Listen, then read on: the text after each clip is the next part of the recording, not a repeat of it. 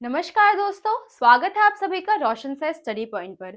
और आज मैं आप लोग करवाने वाली हूँ जो आपके क्लास 11 की हिंदी का आपका जो पूरा सिलेबस रहने वाला है, उसका जो मोस्ट इम्पॉर्टेंट क्वेश्चन आंसर है उसको मैं आज लेकर आई हूँ।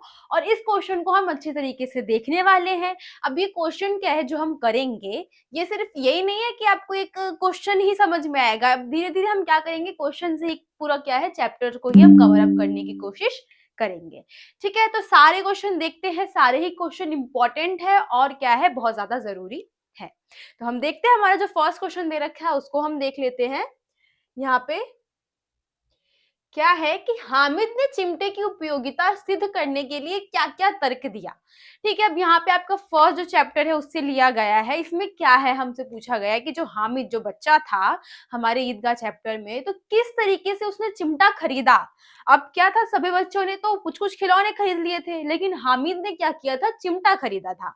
अब यहाँ पे वही पूछा गया हमसे कि उसने चिमटे की क्या क्या उपयोगिता बताई है, कि चिमटा किस तरीके से क्या है, मतलब इसके जो सारे दोस्त के खिलौने हैं उससे कई ज्यादा अच्छा है।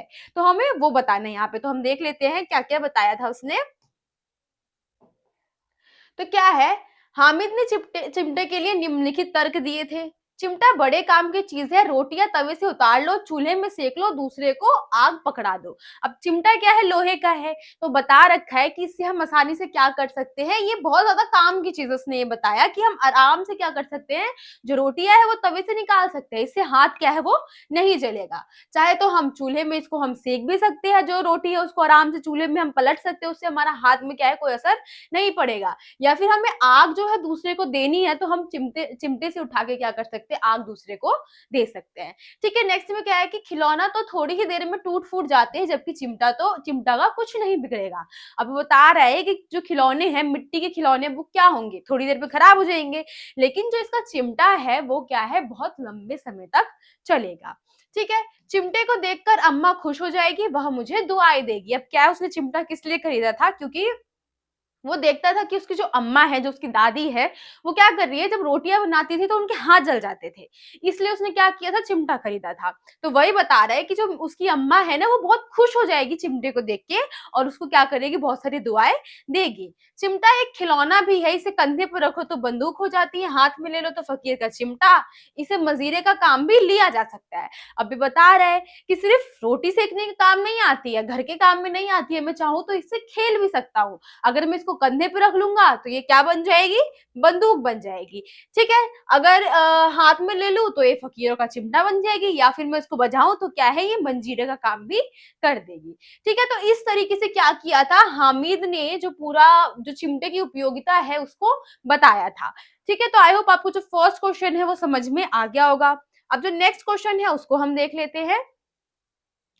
क्या है कि सिद्धेश्वरी के झूठ 100 सत्यों पर भी भारी थे, विवेचना कीजिए। अब ये दोपहर के भोजन से हमसे पूछा गया है कि जो सिद्धेश्वरी थी, अब वो क्या कर रही थी, वो ना एक झूठ बोल रही थी। आपने ये चैप्टर पढ़ा होगा तो आपको पता होगा कि जो उसके पति है वो झूठ बोलती है अपने बेटे के लिए, उसके पति को, कि वो काफी मतलब इज्जत तो वैसे माता पिता की करते ही है बच्चे, लेकिन मतलब वो आपकी बहुत तारीफ करता है, आपके बारे में बहुत अच्छी बातें बोलता है।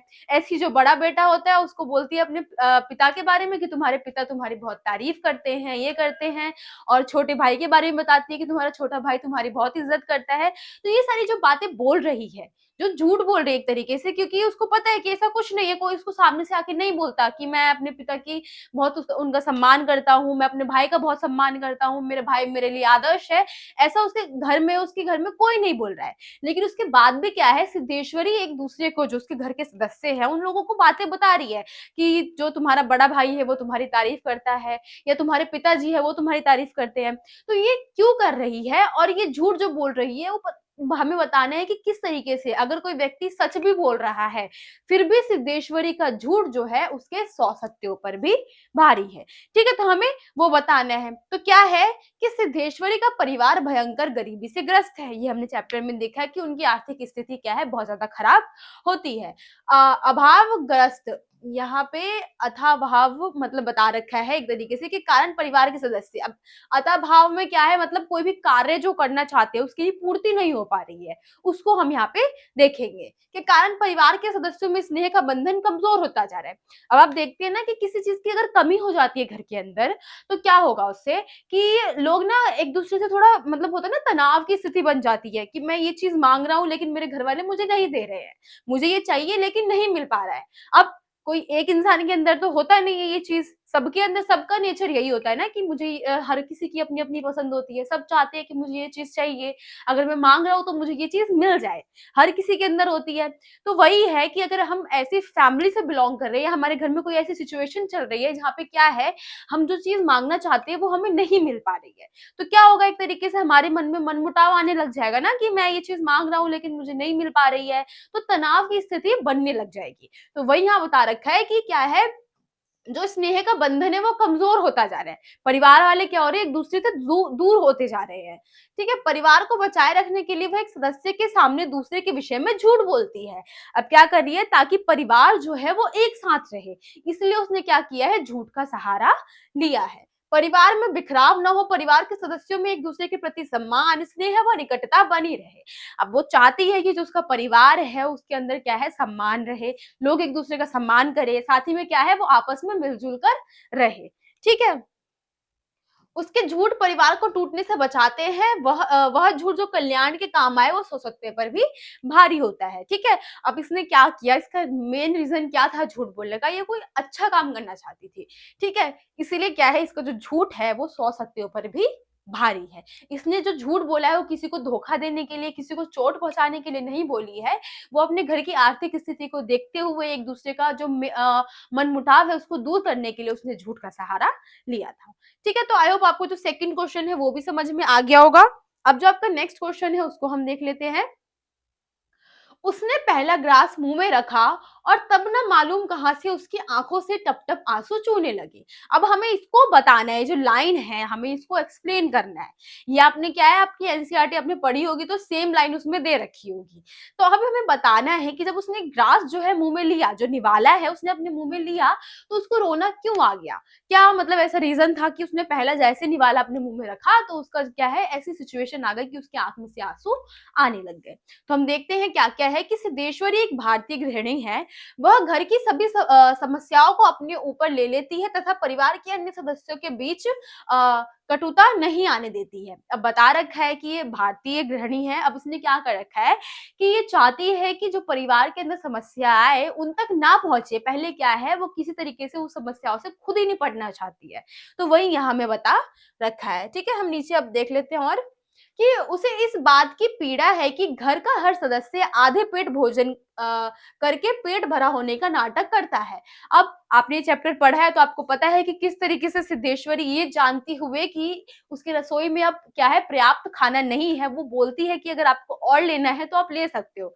लेकिन उसके घर के लोग क्या है, आधे पेट ही में ही रहते हैं, क्योंकि उनको भी पता है कि घर में कैसी स्थिति है उनकी। तो आधे पेट में क्या बोलते हैं कि नहीं, मेरा पेट भर चुका है, मैंने बहुत ज्यादा भोजन जो है वो कर लिया है। अब घर के हर सदस्य को पता है कि घर की स्थिति कैसी है, तो उस वजह से क्या है, सिद्धेश्वरी के मन में जो है एक अलग सी फीलिंग जो है वो उत्पन्न होती है कि अब मेरे घर की स्थिति इस प्रकार से हो गई है कि यहाँ पे चीजें पर्याप्त रूप से नहीं है।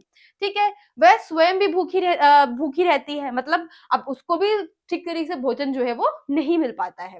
इस दर्द का वह किसी दूसरे के समक्ष व्यक्त नहीं कर पाती है।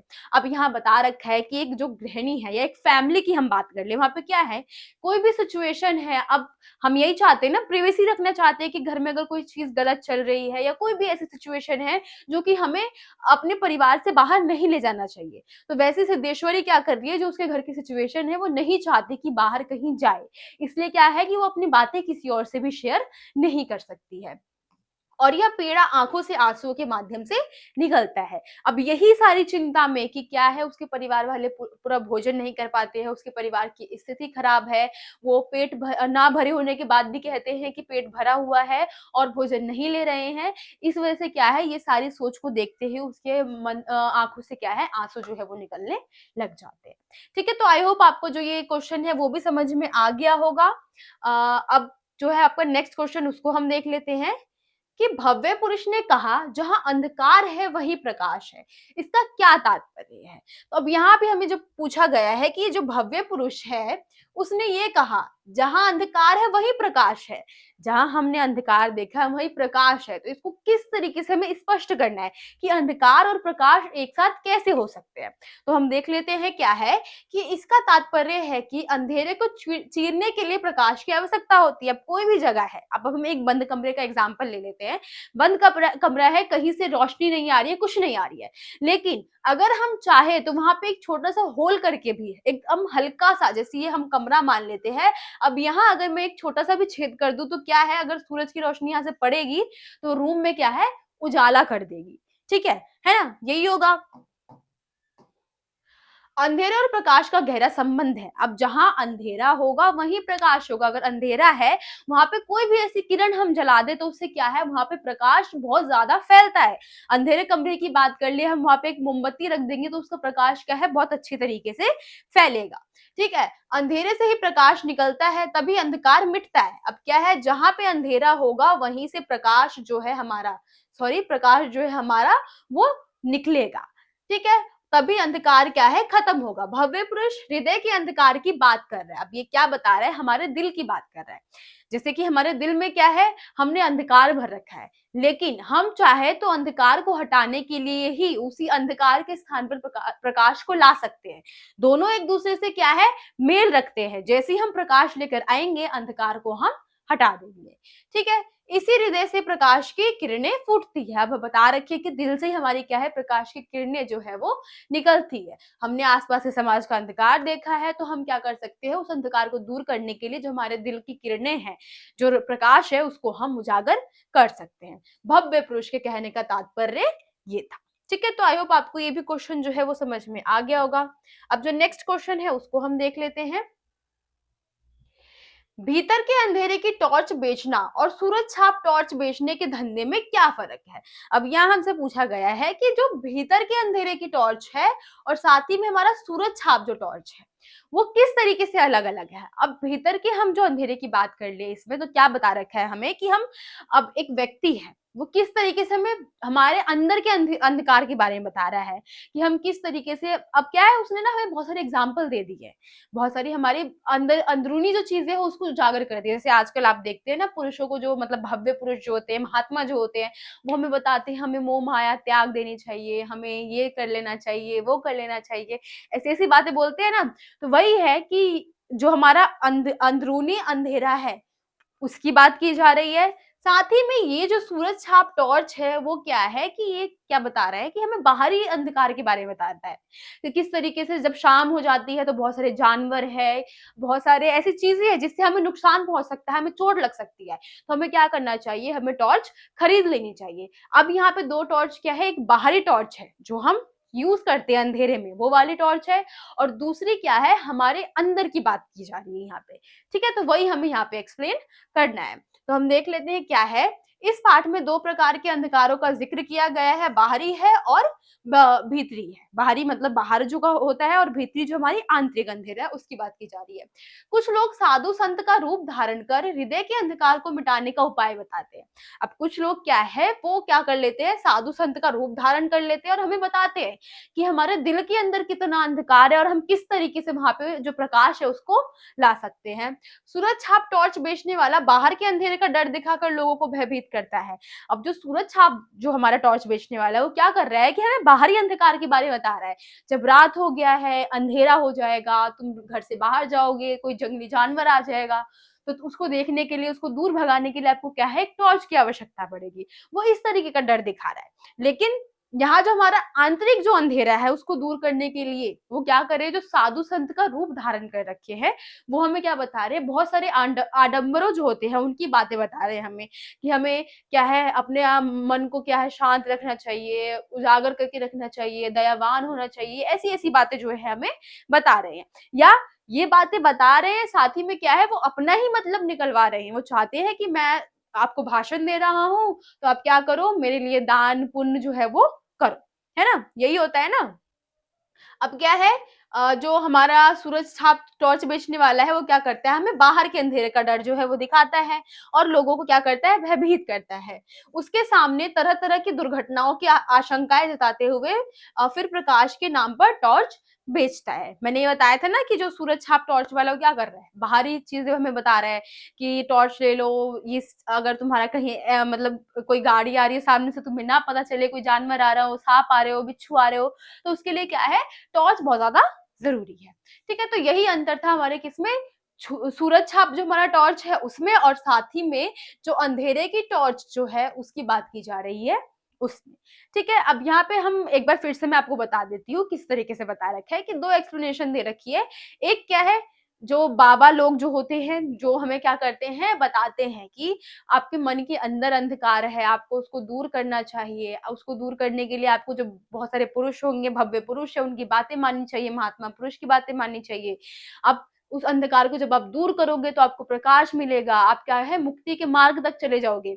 ऐसी-ऐसी बातें करते हैं। हमारे मन को, जो आदमी का मन है, आदमी का दिल है, उस पे यहाँ पे वार की जा रही है। लेकिन जो हमारा सूरज छाप टॉर्च वाला है वो क्या कर रहा है, हमारी बाहरी जो अंधकार है, जैसे शाम हो जाती है, अब पुराने टाइम की बात कर ले तो शाम के टाइम पे क्या था, जब भी लाइट्स वगैरह लगे हुए थे रोड पे, वो सब नहीं थे, है ना? तो वो इस तरीके से बताता था कि टॉर्च की बहुत ज़्यादा आवश्यकता होगी, आप जाओगे कहीं तो टॉर्च आपको क्या है, बहुत ज़्यादा काम में आएगी। ठीक है? तो आई होप आपको ये जो क्वेश्चन है वो भी समझ में आ गया होगा। अब जो आपका नेक्स्ट क्वेश्चन है उसको हम देख लेते हैं। धंधा वही करूँगा यानी टॉर्च बेचूँगा, बस कंपनी बदल रहा हूँ। अब आपको क्या है, इस लाइन को एक्सप्लेन करना है कि उसने ऐसी लाइन जो है वो क्यों बोली कि धंधा तो मैं यही करूँगा, ठीक है? लेकिन मतलब टॉर्च ही बेचूँगा, लेकिन क्या करूँगा, अपनी कंपनी जो है उसको बदल दूँगा। इस लाइन को आपको एक्सप्लेन करना है। तो क्या है, टॉर्च बेचने वाला कहता है कि धंधा वही करूँगा, अर्थात लोगों को ठग कर पैसा कमाऊँगा। अब वो बता रहा है, टॉर्च बेचने वाला जो हमारा पहले जो सूरज छाप टॉर्च बेचा करता था, अब यहाँ पे उसकी बात की जा रही है, उसने ये वाली लाइन बोली है कि धंधा तो मैं वही करूँगा, टॉर्च ही बेचूँगा। जैसे कि शुरू में वो टॉर्च बेच रहा था, वो कह रहा है कि मैं टॉर्च ही बेचूँगा, लेकिन इस बार क्या करेगा, वो भी महात्मा पुरुष का वेश धारण करके लोगों को क्या करेगा, ठगेगा। वही बात यहाँ पे बताई जा रही है। ठीक है? धर्म का धंधा टॉर्च बेचने के समान ही है। जो अब धर्म का जो धंधा है वो भी टॉर्च बेचने के समान ही है। अब उसको ये बात धीरे-धीरे समझ में आ रही है। दोनों कंपनी अलग-अलग है, धर्म के ठेकेदार आस्था को बेचते हैं। अब क्या है, यहाँ हमें बता रखा है, एक बहुत ही इम्पोर्टेंट, अब अगर आप देखो ना तो बहुत गहरी बात यहाँ पे बताई गई है कि किस तरीके से लोग जो है वो बातों में, जो कोई भी एक व्यक्ति है उसने रूप धारण कर लिया कि मैं बहुत महान हूँ, आप लोगों को मेरी बात माननी चाहिए। अब इंसान क्या करते हैं, उसकी बातों में आ जाते हैं। हम ये बस सब कुछ छोड़-छाड़ के पूजा-पाठ करने लग जाते हैं उनकी, अरे महात्मा पुरुष आ गए हैं, भव्य पुरुष आ गए हैं, अब क्या करेंगे, हमारे सारे दुःख जो है दूर हो जाएँगे, हमारे सारे दुःखों को हर लेंगे। ऐसी-ऐसी बातें क्या है, लोग बहुत आसानी से क्या है, लोगों की बातों में आ जाते हैं। तो वही यहाँ बता रखा है कि एक टॉर्च जो सूरज छाप टॉर्च वाला था, वो क्या कर रहा था, बाहरी अंधकार दिखा रहा था। लेकिन जब उसने अपने दोस्त को देखा जो कि महात्मा पुरुष बन चुका है, उसने क्या किया, लोगों के मन के अंदर वार किया। तो अब जो सूरज छाप टॉर्च बेचने वाला है वो भी क्या बोल रहा है कि मैं भी टॉर्च ही बेचूंगा, लेकिन अब तुम्हारे जैसे बेचूंगा, कि अब मैं क्या करूंगा, धर्म के नाम पर लोगों को टॉर्च बेचा करूंगा। मतलब अब वो भी क्या करेगा, भीतरी अंधकार को हटाने की जो हमारी बातें हैं वो करेगा। ठीक है? इसमें कमाई और सम्मान ज़्यादा है। अब इसमें क्या है, कमाई भी ज़्यादा है। अब जो महात्मा पुरुष होंगे वो बोलेंगे कि आप दान दो, ये दो, वो दो, आपको बहुत सारी उन्नति मिलेगी। लोग क्या करेंगे, दान भी देंगे। और एक महात्मा पुरुष है तो इज़्ज़त तो उसको आसानी से मिल ही जाएगी, है ना? तो यही आपको इस लाइन में जो है वो एक्सप्लेन करना था। आई होप आपको ये भी क्वेश्चन जो है वो समझ में आ गया होगा। नेक्स्ट क्वेश्चन जो है उसको हम देख लेते हैं। मनुष्य की करुणा की भावना उसके भीतर गूंगेपन की प्रति छाया है। कहानी के इस कथन को वर्तमान सामाजिक परिवेश के संदर्भ में स्पष्ट करना है हमें। तो क्या है, यहाँ हमसे पूछा गया है कि जो मनुष्य की करुणा की भावना है, मनुष्य की करुणा की भावना, इसको समझ लीजिए। जो मनुष्य की करुणा की भावना क्या है, हमारी करुणा की भावना ही बताई जा रही है कि हर व्यक्ति के अंदर ऐसा कोई ना कोई वो होता है कि किसी के साथ गलत हो रहा है तो व्यक्ति के मन में आता है कि मैं उसको रोकूं, ये जो गलत हो रहा है इसके खिलाफ मैं आवाज उठाऊं।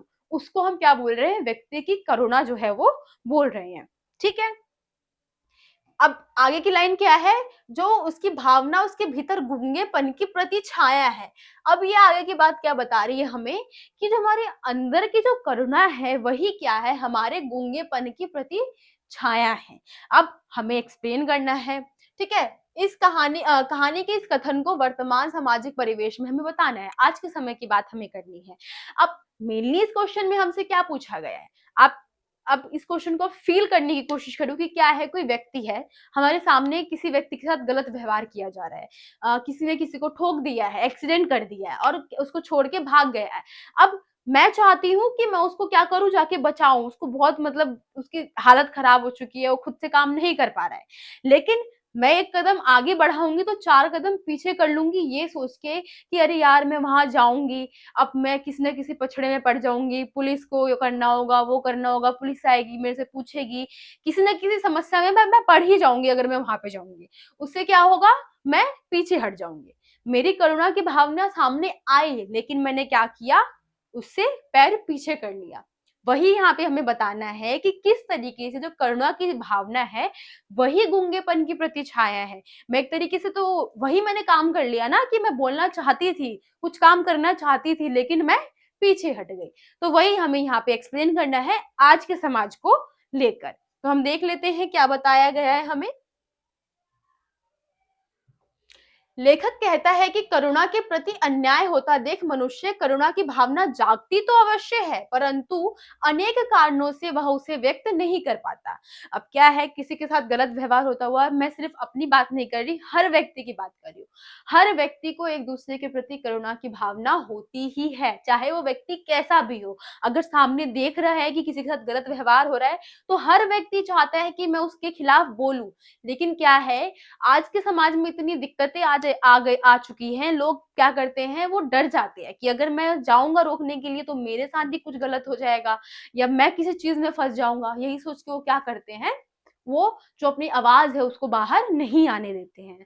ठीक है। यह कारण जैसे कि जिम्मेदारी से बचने की प्रवृत्ति, कृत्रिम सुखों को खोने का भय। अब क्या है, जिम्मेदारी से बचने की प्रवृत्ति बता रखा है कि एक तरीके से वो भी हमारी जिम्मेदारी हुई यार, हमारे सामने कोई भी व्यक्ति है उसके साथ गलत व्यवहार किया जा रहा है, तो हमारा मतलब एक फर्ज बनता है ना इंसान होने के नाते कि हम उसकी मदद करें। लेकिन हम क्या करते हैं, वैसा नहीं करते हैं। कृत्रिम सुख बता रखा है, जो हमारी बनावटी सुख है उसको खोने का जो हमारा डर है हमारे अंदर, वही होता है। अरे मान लो कुछ हो रहा है, 3-4 दिन हमें चक्कर लगाने पड़ जाएंगे, पुलिस स्टेशन के चक्कर लगाने पड़ गए या कोई और जगह के चक्कर लगाने पड़ जाएंगे, किसी चीज में हम पड़ गए हैं तो क्या हो जाएगा, हम जो हमारा सुख होगा, वो जो 3-4 दिन हम जिस सुख को खो देंगे उसके चक्कर में हम क्या करते हैं, आवाज नहीं उठाते हैं। ठीक है। स्वयं किसी विपत्ति में फंसने की आशंका आदि उसकी करुणा की भावना को कर्म रूप में परिवर्तित नहीं होने देती है। अब क्या है, मैंने बताया था कि मैं किसी समस्या में पड़ जाऊंगी, इस चक्कर में मैंने क्या किया कि उसको छोड़ दिया। अब जो हो रहा है उसके साथ होने दो, ऐसा करके मैंने क्या किया, उसको छोड़ दिया। तो वही बता रखा है यहाँ पे कि यही रीजन है कि जिम्मेदारी से बचने के लिए, कृत्रिम सुखों को खोने के डर से, और साथ ही में किसी अन्य विपत्ति में खुद को डालने के लिए, खुद को ना डाले उसके लिए हम क्या करते हैं, जो हमारा ज़िम्मेदारी होती है उससे हम अपने कदम को पीछे कर लेते हैं। ठीक है, तो आई होप आपको ये जो क्वेश्चन है वो भी समझ में आ गया होगा। अब जो आपका नेक्स्ट क्वेश्चन है उसको हम देख लेते हैं कि हमें विकलांगों के प्रति कैसा व्यवहार करना चाहिए। अब जो हमारे हैंडीकैप जो पीपल्स होते हैं, हमारे साथ जो रहते हैं, लोग जो रहते हैं, उनके साथ हमें कैसा बिहेव करना चाहिए, हमें वो यहाँ पे वो बता रखा है।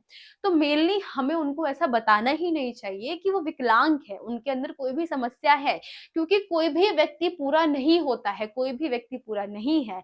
हर किसी के अंदर कोई गुण है तो हर किसी के अंदर कोई ना कोई कमी भी होती है। ठीक है। तो हमें क्या करना चाहिए, सबसे पहले तो उनके साथ समानता का व्यवहार करना चाहिए, ना तो हमें उनके प्रति करुणा की भावना रखनी चाहिए कि यार इसकी हालत ऐसी है, हमें ये करना चाहिए, वो करना चाहिए। मतलब करुणा की भावना रखें, ऐसा नहीं है कि हम ना रखें, लेकिन उनको इस तरीके से दया की भावना नहीं देनी चाहिए कि अब भी उसको भी बुरा लगेगा कि ये मेरी मतलब ऐसी स्थिति है, इस वजह से सामने वाला इंसान मेरे साथ ऐसा व्यवहार कर रहा है। तो हमें ऐसा नहीं करना चाहिए।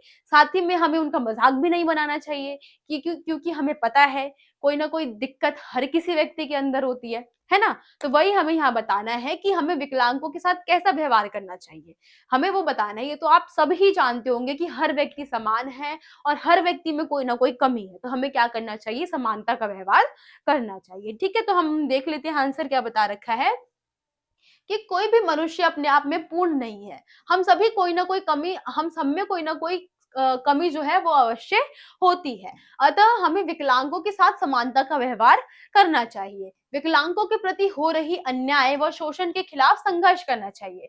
अब क्या है, हम अन्याय शोषण की क्या है कि कुछ लोग क्या करते हैं कि वो देख लेते हैं कोई व्यक्ति क्या है, किसी तरीके की कमी है उसके अंदर, तो वो क्या करेगा, उसका मजाक बनाएगा, रैगिंग करेगा, उसके साथ गलत व्यवहार करेगा। तो जो शोषण वगैरह है हमें उसको भी क्या करना चाहिए, रोकना चाहिए। ठीक है, विषम परिस्थितियों में उनकी सहायता करनी चाहिए, उनके प्रति दया नहीं, प्रेम सौहार्दपूर्ण व्यवहार करना चाहिए। अब बता रखा है यहाँ पे कि हमें उनके साथ क्या है, दया नहीं दिखानी चाहिए कि यार उसकी स्थिति ऐसी है, मुझे जाके उसकी मदद करनी चाहिए या मुझे उसके लिए बहुत बुरा लग रहा है। हमें ऐसा नहीं करना है, हमें प्रेम का व्यवहार रखना है। जैसे अब मैं हूँ, मेरा कोई दोस्त है जो कि बिल्कुल ठीक है, मतलब बाहरी शारीरिक बनावट उसकी बिल्कुल ठीक है, हम क्या कर रहे हैं, अच्छे से बातचीत कर रहे हैं, नॉर्मल है। लेकिन अगर वहीं कोई विकलांग है हमारे साथ, तो मैं उसके साथ ऐसा बिहेव नहीं करूँ कि यार उसकी स्थिति ऐसी है, मुझे बहुत बुरा लग रहा है, ऐसा नहीं। उसके साथ भी मैं वैसा ही बर्ताव करूँगी जैसा मैं अपने एक जो शारीरिक रूप से ठीक व्यक्ति है, ठीक दोस्त है, उसके साथ ही मैं व्यवहार सेम करूँगी। वही बता रखा है यहाँ पे कि हमें प्रेम का जो व्यवहार है वो रखना चाहिए विकलांगों के प्रति। ठीक है, उनको ऐसा मतलब फील नहीं होने देना चाहिए कि किसी तरीके से हम कोई गलत सोच जो है उनके लिए अपने मन में रख रहे हैं। ठीक है, तो यही था आपके इस क्वेश्चन में। आई होप आपको जो क्वेश्चन है वो समझ में आ गया होगा। अब जो आपका नेक्स्ट क्वेश्चन है उसको हम देख लेते हैं। ज्योतिबा फुले का नाम समाज सुधारकों की सूची में शुमार क्यों नहीं किया गया है, तर्क सहित उत्तर दीजिए। अब ज्योतिबा फुले जो है उनके बारे में आपने सुना होगा, आपके चैप्टर में बता रखा है कि किस तरीके से उन्होंने बहुत सारी जो समाज सेवाएं हैं उसको दिया था लोगों को। ठीक है, लेकिन उसके बाद भी क्या है, उनका नाम क्या है, समाज सुधारकों में नहीं दिया गया है। तो हमें वो रीजन जो है वो बताना है। तो हम देख लेते हैं क्या है कि उच्च वर्गीय सूची निर्माता, इस सूची को बनाने वाले लोग समाज के उच्च सम्भ्रात वर्ग वह ब्राह्मणवादी मानसिकता व उनके अधिकारों के समर्थक थे और वे स्वयं समाज के इसी वर्ग से संबंधित थे। अभी बता रखे उसी वर्ग से संबंधित थे। ठीक है, मतलब जो वो कार्य कर रहे थे, जो लोग थे जो कि क्या करते थे, इस सूची को बनाते थे, वो उसी वर्ग से संबंधित थे। ठीक है, ज्योतिबा फुले के क्रांतिकारी विचार, वे नहीं चाहते थे कि ज्योतिबा फुले के क्रांतिकारी मानवतावादी विचार आम जनता तक पहुंचे। अब बता रखा है कि जो लोग थे ना, जो ये सूची वगैरह बनाते थे, वो नहीं चाहते थे कि जो ज्योतिबा फुले हैं उनके विचार जो है वो आम नागरिक तक जाए।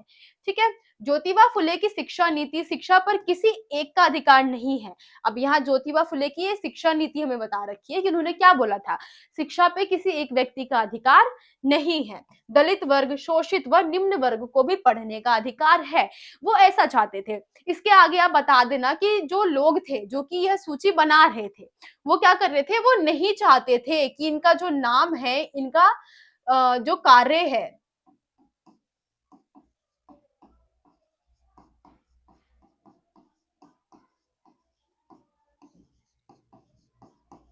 अब क्या है, जो ज्योतिबा फुले थे वो चाहते थे कि लोग जो है वो जागरूक हो जाए, लोगों को शिक्षा के बारे में जानकारी हो, सभी को शिक्षा का अधिकार है, चाहे वो कौन हो, चाहे वो दलित वर्ग के हो, शोषित वर्ग के हो या निम्न वर्ग के हो, सभी को अधिकार है ना। अब क्या है, जो उच्च वर्गीय लोग थे वो क्या सोच रहे थे कि अगर लोगों तक ये बात चली जाएगी तो क्या होगा, लोगों के मन में जो मतलब होता है ना, छूट मिल जाएगी उन लोगों को। इसलिए वो क्या कर रहे थे, वो नहीं चाहते थे कि जो ज्योतिबा फुले की बातें हैं वो आम जनता तक पहुंचे, इसलिए उन्होंने क्या किया, इनके नाम को उसमें नहीं डाला है।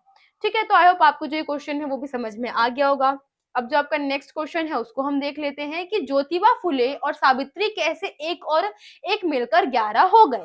अब यहाँ हमें बताना है कि जो ज्योतिबा फुले और उनकी वाइफ जो है सावित्री, उन्होंने किस तरीके से मिलकर काम किया है कि हम उनको बोल सकते हैं कि वो एक और एक मिलके दो नहीं हुए हैं, 11 हो गए हैं। ठीक है, वो हमें बताना है। तो हम देख लेते हैं।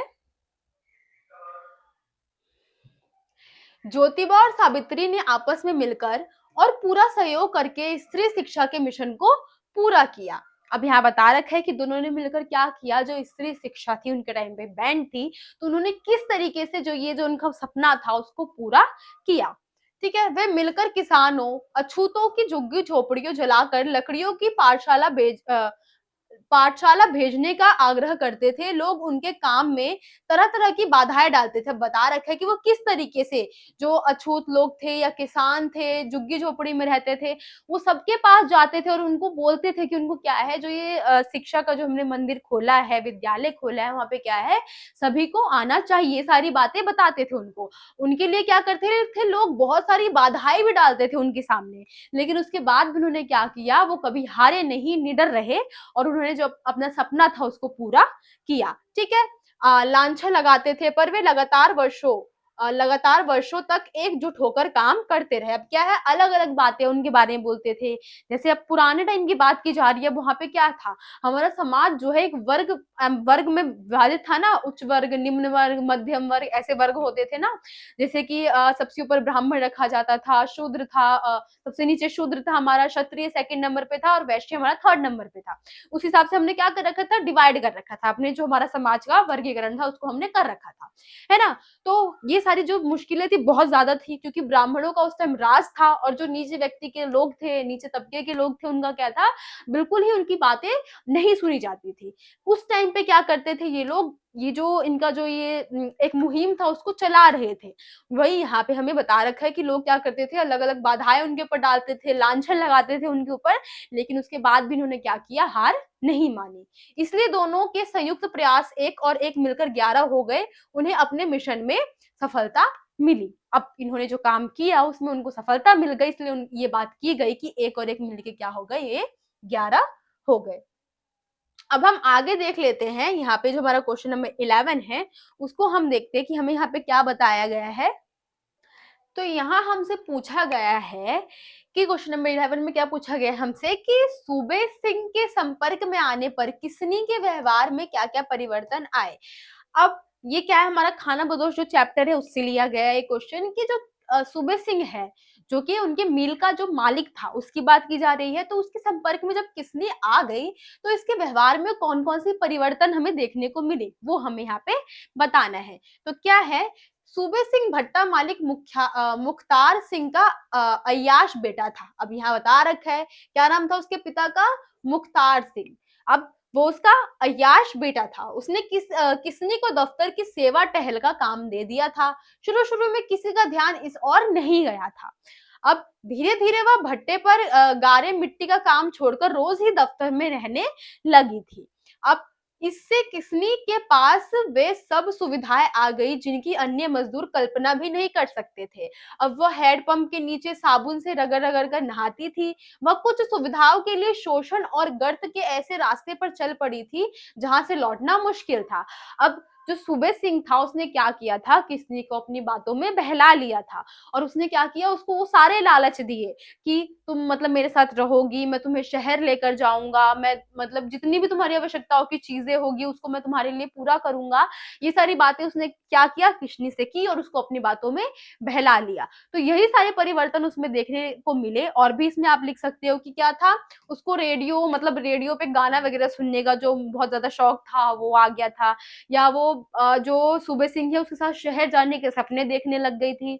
और जितनी भी सुख सुविधाएं इसको मिल सकती थी वो सारी सुख सुविधाएं क्या थी, उसको धीरे धीरे प्राप्त हो रही थी। अब यहाँ बताया गया है कि किस तरीके से क्या है, कि थोड़ी बहुत सुख सुविधाओं के लिए जो है हमारे जो ये लोग होते हैं जो कि काम करते कर्मचारी वर्ग के होते हैं, वो क्या कर रहे हैं, कुछ सुख सुविधाएं, क्योंकि उनको सुख सुविधाएं नहीं मिल रही है ना, नहीं मिलती है। अब एकदम से कोई दे रहा है तो कोई भी व्यक्ति तैयार हो जाएगा कि ये जो सुख सुविधाएं हैं, हर कोई चाहता है, हर इंसान के मन में ये होता है कि मैं जो भी चीज चाहता हूँ वो मेरे को मिल जाए, है ना। लेकिन कोई ऐसे वर्ग का व्यक्ति है जिसने कभी ऐसी स्थिति देखी ना हो, तो क्या है, उसके लिए वो हर तरीके की चीज करने के लिए तैयार हो जाता है। तो वही हमें यहाँ बता रखा है कि कुछ सुख सुविधाओं के लिए क्या हुआ, उसने शोषण और गर्त के ऐसे रास्ते को अपना लिया जहां से वापस आना बहुत ज्यादा मुश्किल था। ठीक है, तो आई होप आपको ये भी क्वेश्चन समझ में आ गया होगा। अब जो आपका नेक्स्ट क्वेश्चन है उसको हम देख लेते हैं कि खानाबदोश कहानी की मूल संवेदना पर प्रकाश डालिए। अब हमें खानाबदोश जो कहानी है वो पढ़ाने, मतलब हमने जो पढ़ा है तो उसकी मूल संवेदना क्या है, एक निष्कर्ष हम बोल सकते हैं कि किस तरीके से हम इसमें जो निष्कर्ष है उसको हम निकाल रहे हैं। तो हम देख लेते हैं क्या है कि खानाबदोश कहानी की मूल संवेदना मजदूर वर्ग का शोषण है। क्या है? मजदूर वर्ग का शोषण। जो मजदूर है वो किस तरीके से जो उनके मालिक है उनका शोषण कर रहे हैं, उसको समझाने का मेनली हमें यहाँ पे जो पूरे चैप्टर में बताने का प्रयास किया गया है। ठीक है, इस कहानी में लेखक ने मजदूरी करके किसी तरह गुजर बसर कर रहे मजदूर वर्ग के शोषण तथा यातना को चित्रित किया है। किस तरीके से जो मजदूर है उनकी स्थिति कितनी खराब है, वो काम कर रहे हैं, चाहते हैं, बहुत सारी इच्छाएं हैं उनकी, लेकिन क्या वो अपनी इच्छाओं को पूरी नहीं कर पा रहे। अब उनके जो मालिक है वो किस तरीके से उनका शोषण कर रहे हैं, हमें लेखक ने यहाँ पे वो बताया है। मजदूर यदि इज्जत के साथ जीना भी चाहते हैं तो सूबे सिंह जैसे समृद्ध और ताकतवर लोग उन्हें जीने नहीं देते हैं, है ना। बता रखा है कि अगर कोई चाहता भी है व्यक्ति कि वो सही से रहे, मजदूर जो है वो चाहता है कि इज्जत से जिंदगी जिए अपनी, जितना उसको मिल रहा है उतने में अगर वो खुश रहने की कोशिश करता है, तो कुछ ऐसे जो लालची और मतलब गंदी नजर रखने वाले जो मालिक होते हैं उनके क्या करते हैं, वो उनको अच्छी तरीके से जीने नहीं देते हैं। ठीक है, तो यही हमें क्या है, हमारे चैप्टर का जो खानाबदोश चैप्टर है उसकी मूल संवेदना बताई गई है। एक तरीके से आप निष्कर्ष बोल सकते हो, या फिर हमें ये पाठ क्यों पढ़ाया जा रहा है, इसका तर्क क्या बनता है, वो भी आप इसमें बता सकते हो। ठीक है, तो अब हम नेक्स्ट जो आपका क्वेश्चन है उसको हम देख लेते हैं। क्या है, खानाबदोश कहानी में आज के समाज की किन किन समस्याओं को रेखांकित किया गया है, इन समस्याओं के प्रति कहानीकार के दृष्टिकोण को स्पष्ट कीजिए। अब यहाँ मेनली हमें बताना है कि जो खानाबदोश कहानी है जो हमने पढ़ा है, तो उससे क्या है कि आज के समाज में किन किन समस्याओं को रेखांकित किया गया है, आज के टाइम पे कौन कौन सी समस्याएं हमें देखने को मिलती है खानाबदोश कहानी के जैसे, वो हमें यहाँ पे बताना है। तो देख लेते हैं क्या है। समाज में जाति भेदभाव अभी तक कायम है। अभी भी हम अगर ऐसे कुछ गांव वाले एरिया में हम जाए, शहर की बात हम नहीं कर रहे हैं, यहाँ पे तो लोग अपने में ही बिजी रहते हैं, उनको नहीं पता किसी के बारे में। लेकिन हम गांव की बात करें तो आज के टाइम तक क्या है कि लोगों में जातिगत भेदभाव देखा जाता है, जो कि बहुत गलत है ना। मजदूर वर्ग का शोषण हो रहा है और वह इस यातना को झेलने के लिए विवश है। आज के टाइम पे भी ऐसी सिचुएशन है कि मजदूर वर्ग जो है वो चाहता है, अब क्या है, कार्य उनसे बहुत अच्छी तरीके से करवाया जाता है, लेकिन अगर बहुत बार हमने देखा है शोषण सिर्फ यही नहीं है कि गलत नजर रखी जा रही है, कुछ नहीं। शोषण क्या है कि उससे कार्य पूरा लिया जा रहा है। अगर किसी व्यक्ति को बोला गया है कि तुम्हें 8 घंटे मजदूरी करनी है, तो मजदूरी उससे 8 घंटे ही करवाई जा रही है, लेकिन वही 8 घंटे का प्रतिदिन वेतन क्या है, उसको 1000 रुपए बताया था। लेकिन अब क्या है, अब जो मालिक है वो अमीर है, वो मतलब एक बोलते हैं ना कि अपना अपने आप को ताकतवर बता रहा है। अब क्या कर रहा है, उसने 1000 की जगह उसको जो पेमेंट है वो कितनी दे दी है, कम करके इसको बस 500 ही कर दिया है। अब व्यक्ति क्या है, एक तरीके से शोषण ही हुआ उसके साथ कि उसको पूरा काम भी करवाया गया और उसको पैसे भी पूरे प्राप्त नहीं हुए। तो इस तरीके का शोषण भी क्या है, आज तक हमें देखने को मिलता है। ठीक है, मजदूर अभी भी नागरिकीय जीवन जीते हैं, उनके लिए सुविधाओं का अभाव है, मतलब वो आज भी ऐसी स्थिति में है कि अभी भी उनको सुख सुविधाएं जो है पूरी तरीके से नहीं मिल पाती है। समाज में स्त्रियां सुरक्षित नहीं है, वह दोहरे शोषण का शिकार है। अब ये जो है, सॉरी, शिकार है, ये हटा दीजिए। वो क्या कर रहे हैं, अपने सम्मानजनक जीवन के लिए सम्मानजनक दृष्टिकोण का अभाव है उनके प्रति। ये आप लाइन यहाँ पे लिख लीजिएगा कि समाज में स्त्रियां सुरक्षित नहीं है, वह दोहरे शोषण का शिकार झेल रही है। ठीक है, वो दोहरे शोषण का शिकार झेल रही है, लेकिन वो चाहती है कि सम्मानजनक जीवन जिए, लेकिन उसका भी क्या है, यहाँ पे अभाव है, सम्मानजनक दृष्टिकोण का अभाव यहाँ पे आज के टाइम पे भी। अब यहाँ पे हम सिर्फ मजदूर वर्ग की भी ना बात करें तो शहर में भी कौन सा लड़की सिक्योर है, सेफ है, कहीं पे भी अभी ऐसी स्थिति रही नहीं गई है, क्योंकि आज के समाज में तो और ये सारी चीजें जो है वो बढ़ रही है। हर जगह हम देख रहे हैं, कोई न्यूज आ जाती है, कहीं से कोई न्यूज आ जाती है ना। तो ये क्या बता रखा है कि जो लड़कियां है वो सेफ नहीं है, ये लाइन हमें यहाँ पे बता रखी है। मेनली हमें यहाँ पे क्या करना है, मजदूर वर्ग से रिलेटेड करना है कि किस तरीके से जो मजदूर व्यक्ति है अपने परिवार के साथ यातायात करता है। खानाबदोश क्या है, जहाँ पे उसको काम मिल जाए वहां पर ठहर जाता है। तो कुछ मिल के मालिक हो गए या कोई ऐसे उद्योगपति हो गए, वो क्या करते हैं, उनके परिवार वालों पे गलत नजर रखते हैं, जो कि बिल्कुल भी सही नहीं है। हमें ये बताना था। ठीक है, तो आई होप आपको जो ये चैप्टर है, सॉरी सॉरी जो आपको ये क्वेश्चन है वो समझ में आ गया होगा, जो कि हमारा क्वेश्चन नंबर 13 था। अब जब का नेक्स्ट क्वेश्चन है उसको हम देख लेते हैं। क्या लाल का व्यवहार सरकार के प्रति षड्यंत्रकारी था? ये हमें बताना है कि जो लाल है उसका व्यवहार किस तरीके का था, जो हमारा सरकार है उसके प्रति।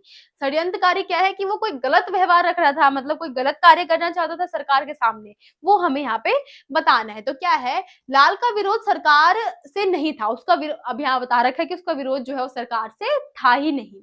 उसका विरोध उस व्यवहार से था जो उसके देश को परतंत्रता की जंजीर से जकड़े हुए थे। अब उसका क्या था, जो जिससे वो लड़ाई कर रहा था, वो क्या था कि उसका जो समाज का दृष्टिकोण था उस टाइम का, जो सरकार राज कर रही थी, मतलब जिस तरीके से राज कर रही थी, उसके ऊपर था कि किस तरीके से वो जो शासन व्यवस्था है वो चला रही है।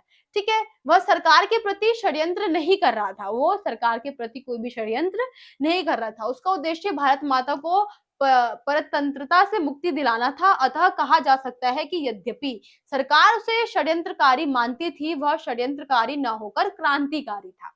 अब हम उस टाइम की बात कर ले तो वहां पे क्या होता था, जो भी व्यक्ति, हम पुराने टाइम की बात कर ले तो वहां पे क्या था, जो हमारे बहुत सारे जो देशभक्त थे उन्होंने क्या किया, आजादी दिलवाने के लिए लड़ाई लड़ी, अपनी जान को गंवा दिया।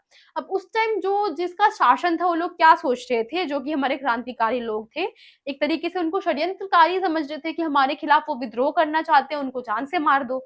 लेकिन हम भारतवासियों के लिए वो कौन थे, क्रांतिकारी थे, है ना।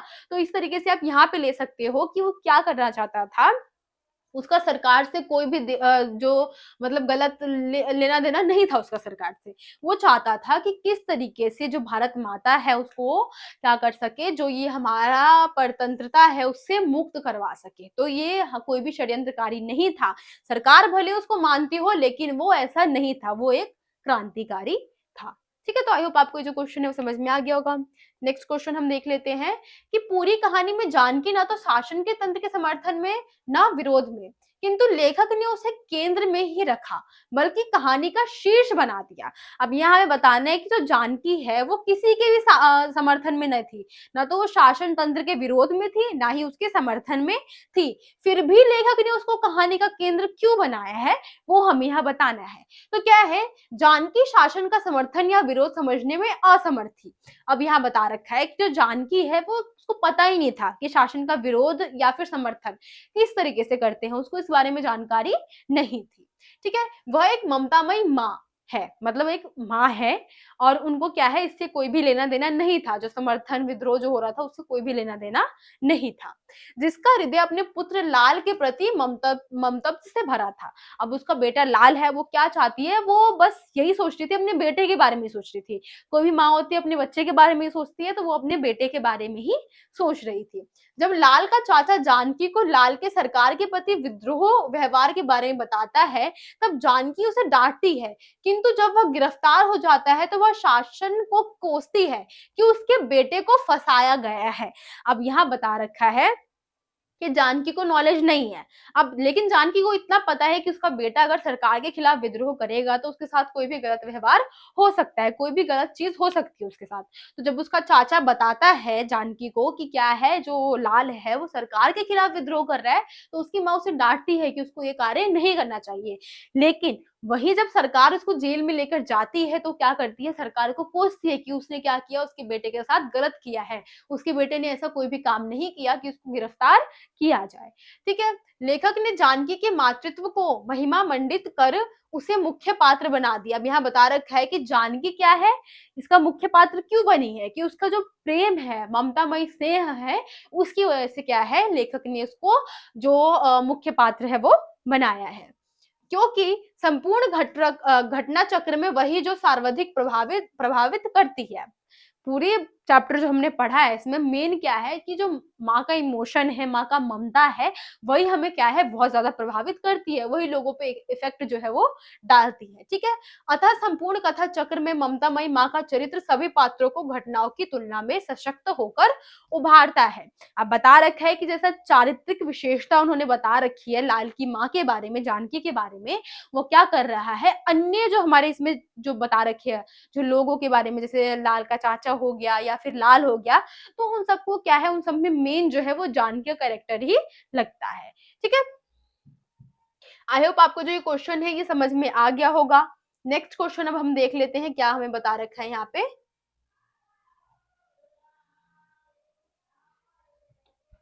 भारतेंदु के समय में हिंदुस्तान की दशा कैसी थी? अब जो भारतेंदु जो हमारे हैं उनके टाइम पे किस प्रकार से हमारा जो हिंदुस्तान था वो था, किस तरीके से उसकी स्थिति थी, हमें वो बताना है। तो क्या है, भारतेंदु जी के समय देश की सामाजिक, धार्मिक, राजनीतिक, आर्थिक स्थिति पिछड़ी हुई थी।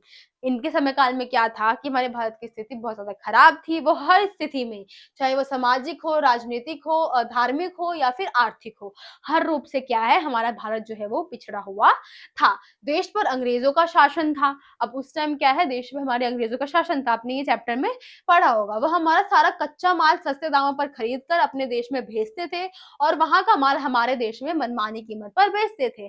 अब ये क्या है, अंग्रेजों की फितरत बताई गई है हमें कि उस टाइम पे किस तरीके से थी। वो क्या कर रहे थे, हमारे मजदूरों से ही कच्चा माल जो उन्होंने 10 रुपए में खरीद लिया यहाँ से, अब वो क्या कर रहे हैं, ये अपने देश में लेके जा रहे हैं, अब कच्चे माल से कोई भी प्रोडक्ट बना दे रहे हैं। ठीक है, अब वही प्रोडक्ट क्या कर रहे हैं, वो दोबारा हमारे देश में लेकर आ रहे हैं और उस प्रोडक्ट को क्या है, दुगने तिगने चौगने दामों पर बेच रहे हैं। ठीक है, और वो भी जबरदस्ती बेच रहे हैं, वही यहाँ पे बताया गया है, जिससे हमारे उद्योग धंधे ठप हो गए हैं। अब क्या है, हम भारत देश में कच्चा माल बनाते थे, शुरुआती इस टाइम की हम बात कर लेते हैं, तो कच्चा माल हमारे देश में ही बनता था, हमारे देश में ही क्या करता था, उसको तैयार किया जाता था और हमारे देश में उसको बेचा जाता था। हमारी स्थिति ऐसी नहीं थी। लेकिन अंग्रेजों के आने के बाद क्या हुआ, कच्चा माल वो ले जाते थे जो कि बहुत कम कीमत पर लेकर जाते थे, तो हमारे देश की आर्थिक स्थिति क्या है, बहुत ज्यादा खराब होती जा रही थी। अपने यहाँ पे लेके जाते थे, जो प्रोडक्ट है तैयार कर लेते थे और उसको दोबारा हमारे ही देश में आके बेचा करते थे, जिससे क्या है, मुनाफा तो हमारे देश के जो मजदूर है उनको 10% का ही हुआ है, लेकिन अब क्या है, उसी सामान को खरीदने के लिए उनको क्या है, 10 रुपए से अब क्या है, उसको 100 रुपए देने पड़ेंगे, जिस वजह से क्या है, हमारे देश की जो आर्थिक स्थिति है बहुत ज्यादा खराब थी। ठीक है, भारतेंद्रों के समय समाज में राजनीतिक, आर्थिक, धार्मिक प्रत्येक स्तर पर भेदभाव, शोषण, अन्याय, हीन भावना आदि व्यापत थी। अब जब भारतेंद्र का समय काल था उस टाइम हर तरह की आप जो क्षमता देख सकते हो वो सारी थी, चाहे वो जातिगत भेदभाव हो, शोषण करना हो या कोई अन्य चीज हो, धार्मिक, आर्थिक या फिर कोई भी अन्य भेदभाव हो, सारी चीजें क्या है इनके टाइम पर विद्यमान थी। ठीक है, तो आई होप आपको जो ये क्वेश्चन है वो भी समझ में आ गया होगा कि आपको बस इसमें क्या है, किस तरीके का दशा था। अब आपको पता है अंग्रेज कितने क्रूर थे, उन्होंने हमारी स्थिति कितनी खराब कर रखी थी, हमने बहुत सारी जगहों पे पढ़ा है ये। हम अगर उन्होंने अच्छा शासन किया हो तो हम कभी नहीं चाहते कि वो हमें, मतलब हम नहीं चाहते कि उनको भगाए हम यहाँ से, लेकिन उन्होंने हमारी स्थिति को इतना खराब कर दिया था कि बहुत सारे क्रांतिकारी क्या है सामने उभर कर आए और उनको क्या है हमारे देश से बाहर निकाला गया। ठीक है, तो उसका कारण क्या था कि उन्होंने हमारे भारत की स्थिति इतनी ज्यादा खराब जो है वो कर रखी थी। ठीक है, नेक्स्ट क्वेश्चन अब हम देख लेते हैं, देश का रुपया और बुद्धि बढ़े इसके लिए क्या करना चाहिए। अब यहाँ बता रखा है कि हमारे देश की जो रुपया है और जो हमारे देश की बुद्धि है उसको हम किस तरीके से बढ़ाए, वो हमें यहाँ पे बताना है। तो क्या है, देश का रुपया और बुद्धि बढ़े इसके लिए लोगों को राजा महाराजा राजा महाराजाओं का मुंह देखना बंद करना होगा। अब क्या है, अब उस टाइम की हम बात करें तो कोई भी दिक्कत होती थी तो अब क्या करते थे लोग, जो उनसे बड़े शासन करने वाले थे उनके पास जाते थे। सबसे ऊपर अंग्रेज थे, उनसे नीचे क्या थे, हमारे देश के राजा महाराजा ही थे, जो कि क्या करते थे, अंग्रेजों के नीचे ही काम करते थे। किस लिए, क्योंकि अंग्रेजी शासन को, जो अंग्रेजी लोग हैं उनको शासन करने दे। ठीक है, तो एक तरीके से क्या कर रहे थे, वो भी उनके साथ ही में थे। कुछ कुछ ऐसे हमने राजाओं को देखा है या फिर रानियों को देखा है जो कि हमारे साथ विद्रोह में शामिल हुए थे, लेकिन बहुत सारे राजा ऐसे थे जो कि अंग्रेजों के खिलाफ कुछ नहीं बोलते थे, वो उनकी व्यवस्था से खुश थे क्योंकि उनको राज करने दिया जा रहा था। ठीक है, तो वही बता रखा है यहाँ पे कि हमारे देश का जो रुपया है और वो बुद्धि बचे, उसके लिए सबसे पहले हमें क्या करना होगा, जो राजा महाराजा है उनका मुंह देखना हमें बंद करना पड़ेगा। ठीक है, अर्थात उन पर निर्भरता खत्म करनी होगी, अपने बल के भरोसे काम करना होगा, हमें क्या है, खुद पर भरोसा रखना पड़ेगा। पंडित जी की कथा से भी यह काम नहीं हो सकता, मतलब बता रखा है जो पंडित जी है, पूजा पाठ वगैरह जो है उससे भी हम क्या कर सकते हैं, ये काम नहीं कर सकते हैं। हमें अपने आप ही कमर कसनी होगी, आलस्य छोड़ना होगा, हमें खुद ही क्या है, अपने पैरों पर खड़ा होना होगा, अपने खिलाफ जो आवाज है वो उठानी पड़ेगी। अब हमें अब जंगली पशु, मूर्ख और कमजोर नहीं कहलवाना होगा। अब हमें क्या है, जो मूर्ख है या फिर जो हमारे लिए कमजोर वर्ड है उसका यूज नहीं करना होगा, मतलब हमें क्या है, ऐसा करना पड़ेगा, अपने आप को ऐसा बनाना होगा कि लोग हमारे लिए ऐसे वर्ड का यूज ना करें। ठीक है, तो हम क्या कर सकते हैं, हम अपनी जो बुद्धि है और जो हमारा रुपया है उसको हम बचा के रख सकते हैं। ठीक है, तो आई होप आपको ये भी क्वेश्चन समझ में आ गया होगा। अब जो आपका नेक्स्ट क्वेश्चन है उसको हम देख लेते हैं। यहाँ मैंने मतलब क्या किया है, ऐसा क्वेश्चन ले लिया, आपको पता है ना स्वप्रसंग व्याख्या आती है, उसके लिए मैंने ये 2 लाइन ले ली है। अब हम क्या करेंगे, जो स्वप्रसंग व्याख्या है उसको भी आप देख लो, किस तरीके से आपको पैटर्न फॉलो करना है, किस तरीके से आपको आंसर जो है वो लिखना है। ठीक है, जैसे यहाँ पे 2 लाइन दे रखी है, बालम आवो जीव जाय रे, अवतरण बालम जाय रे। ठीक है, तो ये जो 2 लाइन है उसको हमें सबसे पहले क्या बताना है, जो हमारा संदर्भ है, संदर्भ मतलब हमने इसको कहाँ से लिया है, फिर हमें यहाँ पे प्रसंग बताना है, फिर हमें व्याख्या देनी है। अब आपको ये क्या है, सॉरी, लाइन वाइज याद रखना पड़ेगा कि क्या क्या बताना है आपको। पहले क्या बताना है हमें, संदर्भ, फर्स्ट में आप याद रख लीजिए, आपको संदर्भ बताना है। सेकंड में आपको क्या बताना था, प्रसंग। फिर आपको थर्ड में बताना है व्याख्या,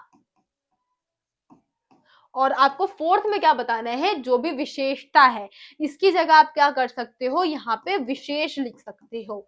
इस फॉर्मेट में आप चलोगे तो आपको बहुत अच्छे नंबर क्या है ऐसे क्वेश्चन में देखने को मिलेंगे। सिर्फ इसकी बात नहीं कर रही हूँ, अगर आप में हो सकता है ना, 12th में तो वैसे आता है, 11th का मुझे थोड़ा इतना कंफर्म नहीं है, लेकिन एक चैप्टर भी होता है, चैप्टर का जो पैराग्राफ है वो दे दिया जाता है, और हमें उसकी भी 100% व्याख्या करनी होती है। ठीक है, तो उसमें भी आपको क्या है, इसी तरीके का जो फॉर्मेट है वो यूज करना है। ठीक है, तो हम देख लेते हैं क्या क्या हमें इसमें बता रखा है, इस लाइन में क्या क्या हमें देखना है। तो बालम आवो जीव जाए रे, अवतरण वालम जाए रे, इसमें हमें फर्स्ट संदर्भ बता रखा है। संदर्भ में हमें क्या लिखना है आप देख लीजिए, क्या है कि प्रस्तुत पंक्तियां हिंदी साहित्य इतिहास के सर्वगुण भक्ति काल के निर्गुण भक्ति काव्य धारा के ज्ञान मार्गी शाखा के संत कबीर दास द्वारा रचित बीजक से उत्कृत कबीर दास के इस पद में संपादक श्री पारसनाथ तिवारी जी ने कबीर की बाणी में किया है। आपको इतनी लाइन लिखने की जरूरत नहीं है, पहले तो मैं बोल दूं, आपको क्या है, जो मेनली आपको आपको अगर ये याद हो जाए तो बहुत अच्छी बात है, आप इस तरीके से लिखोगे तो आपके फुल मार्क्स कंफर्म है। बट अगर आप खुद से लिखना चाहते हो, आपको इतना याद नहीं हो रहा है, तो आपको इतना भी मतलब इतना बड़ा जो है ना हैवी सा वो याद करने की जरूरत नहीं है। आप क्या करोगे, सबसे पहले यहाँ पे आपको नाम याद कर लेना है, कौन है हमारे, कबीर दास जी, इन्होंने लिखा है। चैप्टर क्या है, हमें किस कहाँ से लिया गया है, हमने ये बीजक से लिया है, कबीर दास के बीजक से हमने ये लिया है। ठीक है, अब एक बात याद रख लो कि हमारे जो कबीर दास है वो कौन है, निर्गुण भक्ति काव्य धारा के कवि है। निर्गुण, सगुण और निर्गुण आपको पता होगा, सगुण और निर्गुण जो है हमारे, है ना, वो आपको पता होगा। तो हमारे जो कबीर दास जी है कौन है, हमारे निर्गुण भक्ति के काव्य धारा के कवि है। आपको यही 3 बात याद रखनी है, एक जो नाम है हमारे राइटर का, दूसरी हमारे चैप्टर का जो नाम है, और तीसरी आपको विशेषता याद करनी है कवि के बारे में, तो ठीक है कर लीजिए, वरना आप इस तरीके से लिख लीजिए कि हमने जो ये जो छंद लिया है, जो पद लिया है, हमारे कबीर दास द्वारा रचित बीजक से लिया है, जो कि हमें हमारी 11वीं कक्षा की हिंदी भाग अंतरा 1 से लिया गया है। ठीक है, यही लाइन आपको लिखनी है कि हमने जो ये लिया है, कहाँ से लिया है। एक बात आपको लिखनी है कि हमने ये जो छंद या जो पद है उसको हमने कबीर दास द्वारा रचित किससे, बीजक से लिया है, कबीर दास द्वारा रचित बीजक से लिया है हमने। ये लाइन लिखनी है आपको कि ये निर्गुण भक्ति के कवि है, तो आप लिखिए, ऐड कर दीजिए। उसके बाद लिख दीजिए कि ये जो पद है हमारी कक्षा जो है 11वीं के अंतरा भाग 1 से लिया गया है। बस इतनी लाइन आप क्या करें, संदर्भ में लिख दीजिए, ठीक है। बाकी आपको ये याद हो जाता है तो बहुत अच्छी बात है। अब नेक्स्ट हम देख लेते हैं, संदर्भ हमारा हो गया है, प्रसंग में हम देख लेते हैं क्या है कि कबीर दास जी ने स्वयं को पत्नी और ईश्वर के प्रति रूप में वर्णित किया है। भक्त पत्नी ईश्वर पति की विरह में व्याकुल है और उसने उनसे मिलने का आग्रह करती है। प्रसंग में हमें मेनली क्या बताना है, जैसे हम प्रसंग में हम एक तरीके से निष्कर्ष बता सकते हैं, ठीक है। हमारा जो निष्कर्ष है वो हम बता सकते हैं यहाँ पे कि क्या है, यहाँ पे क्या बताया है हमें प्रसंग में कि कबीरदास जी ने पूरे हमारे पैराग्राफ में जो पद है उसमें क्या बताने की कोशिश की है हमें। उन्होंने हमें ये बताया है कि वो किस तरीके से खुद को पत्नी बता रहे हैं, ईश्वर को पति बता रहे हैं। यही आपको प्रसंग में लिखना है। एक तरीके से कोई भी रिलेटेड शब्द आप लिख सकते हो, ठीक है। कोई भी रिलेटेड जो हम आपको लाइन लगे पद से वो आप यहाँ पे लिख दो प्रसंग के अंदर। आपको लग रहा है कि यहाँ पे वो पति पत्नी वाली बात बता रहे हैं, भगवान को उन्होंने पति बताया, खुद को पत्नी बताया है, तो आप बता दो। या फिर कबीरदास जी के सॉरी, या कोई भी अन्य कविताएं आ जाए तो उसमें आप क्या करो कि कोई भी लाइन आपने पैराग्राफ पढ़ रखा है, आपको पता है चैप्टर पढ़ रखी है, तो एक्सप्लेनेशन आपको आती होगी, है ना। तो कोई भी आपको जो मेन लाइन लगती है वो आप प्रसंग के अंदर लिख दीजिए, कोई दिक्कत नहीं है, ठीक है। आपको यही करना है, प्रसंग के अंदर ऐसी लाइन लिख देनी है, ठीक है। आगे व्याख्या बिंदु बता रखा है, तो यहाँ पे क्या है, अब जो हमने पद जो हमें ऊपर दिया गया था उसको एक्सप्लेन करना है, उसकी बॉडी लिखनी है। तो क्या बता रखा है कि परमात्मा से मिलन न हो पाने के कारण कबीर को एक वियोगी की भावना भांति अन्न नहीं भाता है, न ही नींद आती है। निर्गुण मार्गी संत कवियों ने साधक को नायिका तथा परमात्मा को नायक रूप में चित्रित किया है। यहाँ पति निराकार परंतु पत्नी साकार रूप में विद्यमान है। अब यहाँ बता रखा है कि जो भगवान है वो निराकार है, उनका कोई आकार नहीं है, लेकिन जो पत्नी है उसका रूप दे रखा है यहाँ पे, क्योंकि उन्होंने क्या किया, कबीरदास जी ने खुद को वहां पे रखा है, ठीक है। यहाँ कबीर निर्गुण और सगुण दोनों भिन्न मतों के बीच एक साम्यक स्थापित करते दिखाई दे रहे हैं। अब वो क्या कर रहे हैं कि जो भगवान है, जो निराकार ईश्वर है, और खुद के अंदर क्या कर रहे हैं, जो संबंध है वो बताने का प्रयास कर रहे हैं, ठीक है। तो इस तरीके से आपको व्याख्या जो है वो कर देनी है। मेनली व्याख्या में क्या है, जो पद है वो आपको एक्सप्लेन करना है। संदर्भ आपको पता चल गया, कौन सी लाइन लिखनी है, कि ये हमने कहाँ से लिया है, किस कवि ने हमें ये दिया है, और कविता का नाम क्या है, ठीक है। उसके बाद प्रसंग में आपको कोई भी मेन लाइन लगती है वो आपको लिख देनी है पूरे चैप्टर में, ठीक है। उसके बाद क्या है, आपको व्याख्या करनी है। आप पद का ध्यान रखना है आपको प्रसंग के अंदर कि कौन सा पद वहां पे दिया गया है। बाकी एंड में क्या है, आपको लिखना है विशेष, जो कि जरूरी है। विशेष में आपको 2 से 3 जो बोल दूं मैं आपको, जो पॉइंट्स है वो बताने हैं। जैसे 2 से 3 यहाँ क्या क्या बता रखा है कि सधुकड़ी, अब यहाँ पे बोली जो है, भाषा जो है वो बता रखी है। सधुकड़ी बोली का यूज किया गया है, बोली का यूज किया गया है, रस का यूज किया गया है। रस कौन सा, वियोग रस किया है हमने। श्रृंगार है, छद है, पद है, ठीक है। अलंकार बता रखा है, यहाँ पे हमें दे रखा है अनुप्रास अलंकार दे रखा है। इस तरीके से आपको विशेषता बतानी है। इसमें क्या है, वियोग के बारे में बताया गया है कि किस तरीके से जो एक स्त्री है अपने पति से वियोग में तड़प रही है, वो हमें बता देना है, ठीक है। उसके बाद किस तरीके की भाषा है वो आपको ध्यान में रखनी होगी। भाषा एक आप याद रख लीजिए, एक जो मूल भाव है, विद्रोह हो रहा है तो आपको क्या बताना है कि यहाँ पे वीर रस का जो हमें वो एक आभास है वो देखने को मिल रहा है। इस तरीके से आप बता सकते हो, ठीक है। तो आई होप आपको जो ये पूरा पैटर्न है वो समझ में आ गया होगा। साहित्यिक सौंदर्य आपको याद रहता है तो लिख लीजिएगा, लेकिन इसकी जगह अगर आप विशेष लिखते हो तब भी चलेगा, ठीक है। नेक्स्ट क्वेश्चन अब आपका हम देख लेते हैं, क्या है, कबीर ने साधक और परमात्मा को किस रूप में चित्रित किया है। इसी चैप्टर से हमें पूछा गया है कि क्या है, कबीर ने साधक को पत्नी एवं परमात्मा को पति के रूप में चित्रित किया है। ऊपर ही हमने देख लिया था ये। जिस प्रकार प्रेयसी प्रियतम से मिलन के लिए आतुर रहती है, उसी प्रकार ज्ञान और ज्ञान हो जाने पर साधक निरंतर परमात्मा से मिलने को आतुर रहता है। अब यहाँ बता रखे है उन्होंने क्या किया है, खुद को पत्नी रखा है, जो हमारे ईश्वर है उनको पति के रूप में लगाया है, क्योंकि जो हमारे कबीर है क्या है, वो निराकार जो भक्ति रूप है उसको मानते हैं। उनके हिसाब से क्या है कि जो हमारे भगवान है, ईश्वर है, उनका कोई भी आकार नहीं है। तो वही क्या कर रहे हैं, उन्होंने एक साधक के रूप में क्या किया है, भगवान को बुलाने का प्रयास किया है। ठीक है, तो आई होप आपको ये जो क्वेश्चन है वो समझ में आ गया होगा। नेक्स्ट क्वेश्चन हम देख लेते हैं। तो सूरदास श्रृंगार और वात्सल्य के अद्वितीय कवि है, अपने शब्दों में लिखिए। अब सूरदास क्या है, उन्होंने अपने रस मतलब जो पद वगैरह दिए हैं, उन्होंने उनमें क्या किया है, श्रृंगार रस को बहुत ज्यादा दिया है। तो वही हमें बताना है कि जो सूरदास है वो श्रृंगार और वात्सल्य के कवि है, बहुत अच्छे कवि है। ऐसा क्यों कहा जाता है, हमें वो यहाँ पे बताना है। तो सूरदास श्रृंगार एवं वात्सल्य के अद्वितीय कवि है। क्यों? कृष्ण भक्त कवियों में उनका स्थान सर्वोपरि है। अब आपको ये याद रखना है, सूरदास ने क्या किया है, जो हमारे कृष्ण जी है, जितनी भी आप ज्यादातर देखेंगे ना, तो कृष्ण के बारे में इनकी जो पद होंगे, छंद होंगे, वो सारी चीजें होंगी। ठीक है, कृष्ण पर ही ज्यादातर क्या है, इनकी कहानी जो है या फिर जो हमारे पद है वो सब वेस्ट है। ठीक है, उन्होंने सूर सागर नामक अमर काव्य की रचना की है। अब इन्होंने क्या किया है, एक सूर सागर की ही स्थापना की है। सूरदास द्वारा रचित पद विनिमय, भक्ति, श्रृंगार, वात्सल्य, बाल लीला आदि से संबंधित है। अब इनके हमने जो पद वगैरह पढ़े हैं ना, उन्होंने सब में क्या किया है, कृष्ण का वर्णन किया है। अब कृष्ण के ही वर्णन में क्या है, उनकी बाल्यावस्था के बारे में हमें बताया है, जो उनकी बाल्यावस्था है उसके बारे में बताया है, उनकी मध्यावस्था है उसके बारे में बताया है, उनका जो जब बड़े हो गए हैं किस तरीके की लीलाएं करते हैं उनके बारे में हमें मेनली उन्होंने बता रखा है। ठीक है, सूरदास वात्सल्य का तो कोना कोना झांक के आए हुए हैं, मतलब वो इतने अच्छे हैं इसके अंदर। ठीक है, तो आई होप आपको ये भी क्वेश्चन समझ में आ गया होगा, क्योंकि इसमें हमें क्या करनी है, विशेषताएं बतानी है सूरदास के बारे में।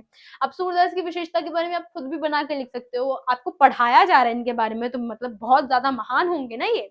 तो आप लिखिए कि बहुत मतलब बहुत महान कवि है, अद्वितीय कवि है, इन्होंने क्या किया है, श्रृंगार रस का भरपूर प्रयोग किया है, कृष्ण की लीलाओं के बारे में बता रखा है, किस तरीके से जो कृष्ण है, गोपियां उनके वियोग में रहती है, उन सब के बारे में बता रखा है, या फिर जो कृष्ण है किस प्रकार से गोपियों के साथ मतलब क्या है, मजाक मस्ती करते हैं, अपनी बांसुरी की धुन पर नाचते हैं, ये सारी बातें क्या कर सकते हैं, आप इसमें बता सकते हैं कि इन्होंने हमें यहाँ पे बता रखा है। ठीक है, आपको क्या करना है, बस क्वेश्चन को समझने की जरूरत है, आंसर आपको क्या है, जोड़ जोड़ के बताना ही। आप सूरदास जी के बारे में आप देखें तो उन्होंने क्या कर रखा है, कृष्ण के बारे में बता रखा है। एक और चैप्टर में हमने पढ़ रखा है इसी में ही कि क्या बता रखा है कि कृष्ण को किस तरीके से जो गोपियां है कृष्ण के वियोग में है ना। तो आप वो भी लाइन यहाँ पे बता सकते हो कि कृष्ण वियोग के बारे में बता रखा है हम इन्होंने। ये सारे पॉइंट्स क्या है आपको ऐड करने हैं। ठीक है, अब हम नेक्स्ट देख लेते हैं, कृष्ण को सुजान कनोड़े क्यों कहा गया है। अब हमें यहाँ पे ये बताना है। तो क्या है, सुजान का अर्थ क्या है हमारे यहाँ पे, चतुर है। कनोड़े का अर्थ क्या है, कृपा से दबे रहने वाला। अब क्या है, चतुर भी है और कृपा से दबे रहने वाला भी है। तो इस वर्ड का यूज क्यों किया है ये हमें बताना है। कि कृष्ण को सुजान कनोड़े इसलिए कहा गया है क्योंकि वह मुरली के अधीन होकर कार्य करते हैं। अब गोपियों को क्या लगता है कि जो कृष्ण जी है वो क्या कर रहे हैं, सारे कार्य ना मुरली के अधीन होकर ही कर रहे हैं, जो कार्य उनको मुरली करने के लिए बोल रही है वही कार्य कर रहे हैं। ठीक है, तो क्या है, मुरली ने चतुर कृष्ण को भी अपना कृतज्ञ बना लिया है, वे मुरली की आज्ञा का पालन करते हैं। अब यहाँ बता रखा है कि कृष्ण क्या है, मुरली की धुन पे किस प्रकार से नाच रहे हैं, वो हमें यहाँ पे बताया गया है इस सुजान कनोड़े वर्ड के जरिए। कि सुजाने का मतलब क्या है, चतुर, और साथ ही में क्या है, कनौरे का मतलब क्या है, कृपा में दबे रहने वाला। जो कृष्ण है वो चतुर भी है लेकिन किसी के कृपा के नीचे दबे हुए भी है, और वो कौन है, हमारी मुरली है। क्योंकि कृष्ण जी क्या है, जिस प्रकार से मुरली उनको अपने धुन पे नचाती है, कृष्ण उसी प्रकार से नाचते हैं। ठीक है, आगे हम देख लेते हैं कि वियोग में तत्व इस प्रकार विदा हो गए हैं। ये हमें बताना है कि वियोग में जो तत्व है, जो हमारे वायु तत्व है या जल तत्व है, अग्नि तत्व है, जो विदा हो गए हैं उनके बारे में बताना है। ये क्वेश्चन जो है थोड़ा गलत हो चुका है।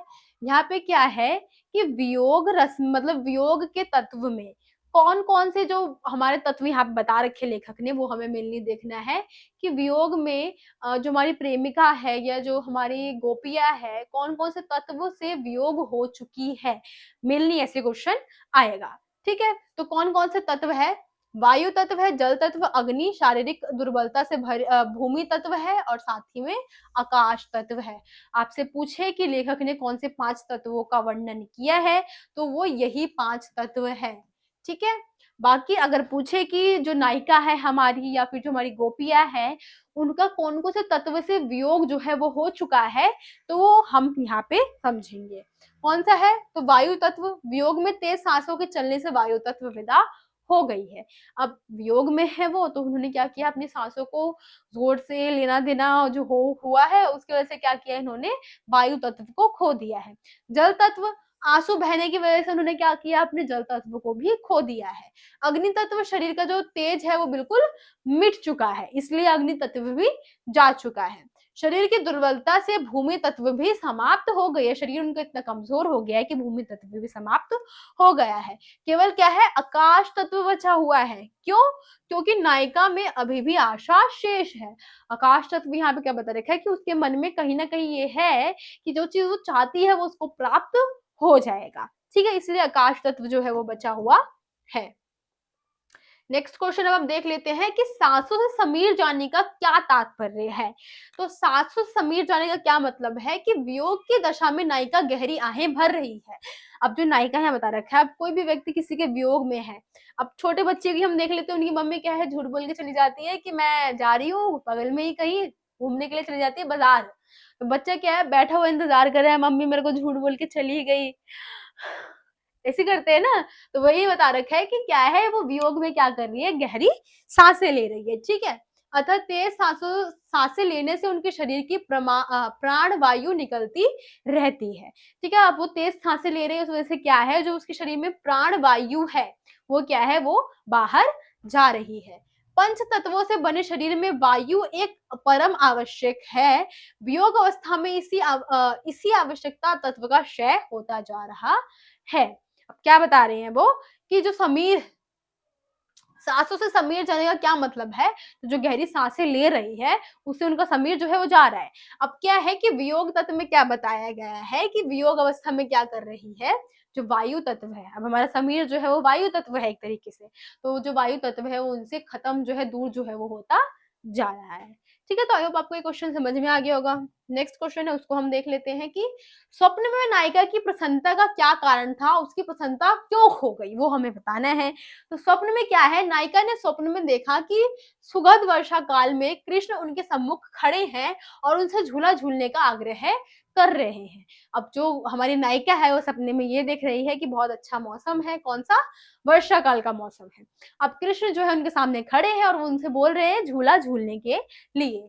नायिका इस प्रकार कृष्ण से मिलने के सुख के कारण प्रसन्नता से फूली नहीं समा रही थी। अब उन्होंने ऐसी स्थिति देख ली ना कि कृष्ण उनके पास है, कृष्ण उनको बुला रहे झूला झूलने के लिए, तो वो बहुत ज्यादा खुश थे अपने सपने के अंदर।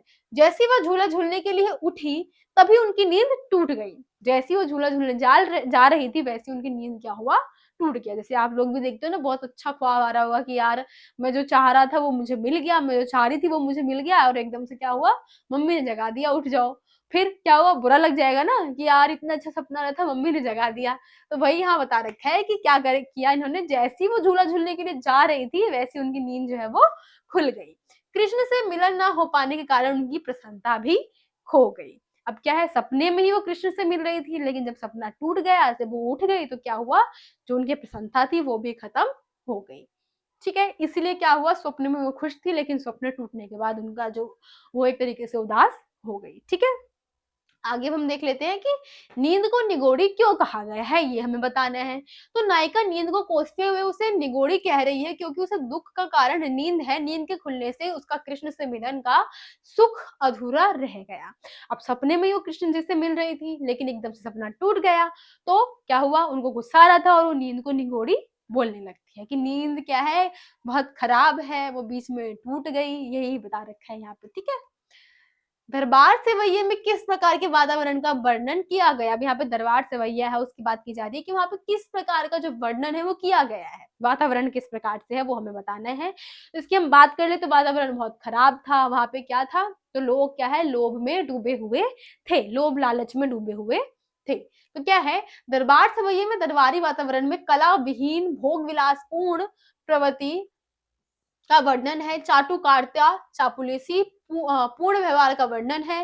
रीतिकालीन काव्य इस प्रकार की दरबारी संस्कृति का वर्णन अनेक कवियों ने किया है, मतलब इस प्रकार का जो वर्णन है वो बहुत सारे कवि ने कर रखा है। ठीक है, तो बता रखे कि दरबार में क्या हो चुका है, दरबार में हो गया है कला विहीन, मतलब वहां पे कोई भी कला की बात नहीं रह गई है। अब क्या है, जो राजा महाराजा वो किस पे ध्यान दे रहे हैं, तो चाटुकारिता पर ध्यान दे रहे हैं और सिर्फ भोग विलास पर ही ध्यान दे रहे हैं।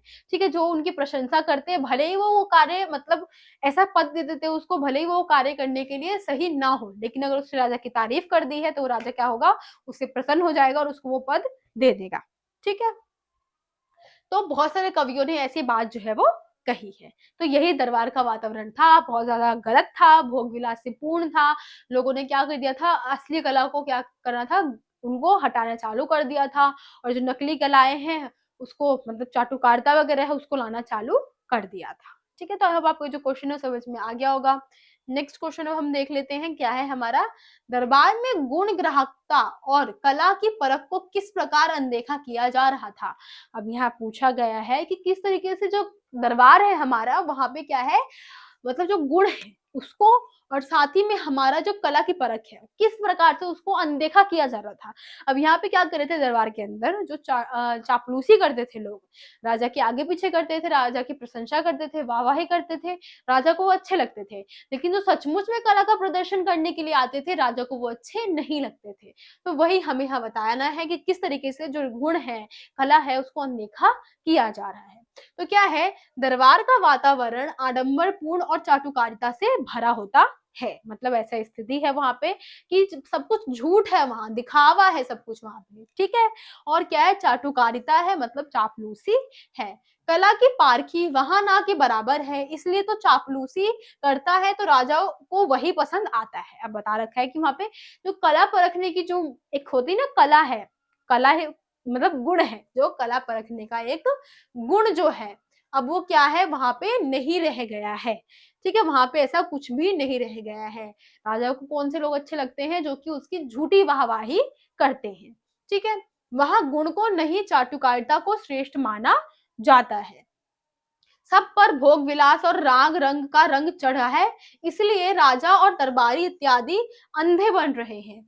ऐसे दरबारी वातावरण में गुण और कला को परखने की बात करना व्यर्थ है। अब बता रखा है कि वहां की स्थिति, दरबार की स्थिति इतनी खराब है कि लोग क्या कर रहे हैं, बस भोग विलास, राग रंग और रंग, जो राग रंग है मतलब नृत्य वगैरह हो गया, इन सब में क्या है, उनका पूरा ध्यान लगा हुआ है। और दरबार में क्या किया जा रहा है, वो इसी अंधकार में डूबे जा रहे हैं, इसी सब में डूबे जा रहे हैं। तो कला और जो हमारा गुण है उसकी बात यहाँ पे करना बिल्कुल बेकार है।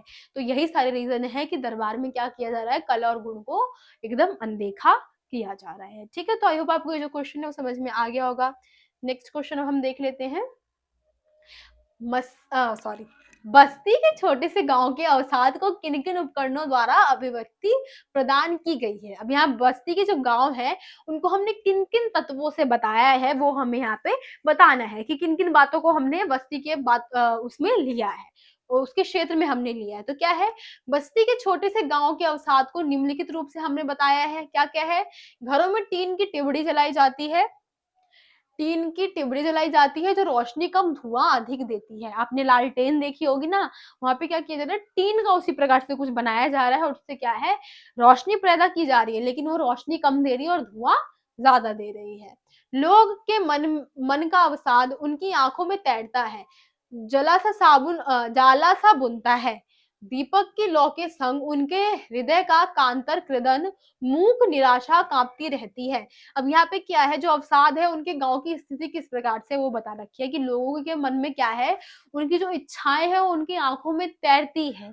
ठीक है, अब मतलब कि अब मतलब उनकी स्थिति खराब है, वो अपनी इच्छाओं को पूरी नहीं कर सकते हैं। ठीक है, जला सा मतलब एक जाला सा बना देता है, सॉरी यहाँ पे जाला, जैसे मकड़ी एक जाला बनाती है ना, तो मतलब इनकी इच्छाएं आशाएं मतलब इतने टाइम से इनके साथ है, लेकिन फिर भी क्या है, वो उसको पूरा नहीं कर पा रहे हैं। तो एक जाला सा वो बुन रही है। और जो दीपक की लौ के संग क्या है, उनका जो दिल है वो भी क्या कर रहा है, एक तरीके से कर्दन कर रहा है, कातन कर्दन मतलब उसी तरीके से जल रहा है, जो प्रज्वलित हो रही है। और जो मूक है वो निराशा जो है, मतलब मूक क्या है यहाँ पे, शांति की निराशा जो है वो पूरी जगह पे कांपती है। ठीक है, तो यही हमारी क्या है, अवसाद अवस्थी के इन चीजों के बारे में हमें बताया गया है। आपको और भी चीज पता हो आप इसमें ऐड कर सकते हो, कोई दिक्कत की बात नहीं है। आगे हम देख लेते हैं कि लाला के मन में उठने वाली दुविधा को अपने शब्द में हमें बताना है, कि लाला के मन में कौन कौन सी बातें जो है, दुख जो है वो उभर रहे थे, वो हमें बताना है। तो क्या है, लाला के मन में दुविधा उठ रही होती है, उठती रहती है। कौन सी दुविधाएं उठती है, बता रखा है कि उसके जीवन में दीनता, दुख, उत्पीड़न है।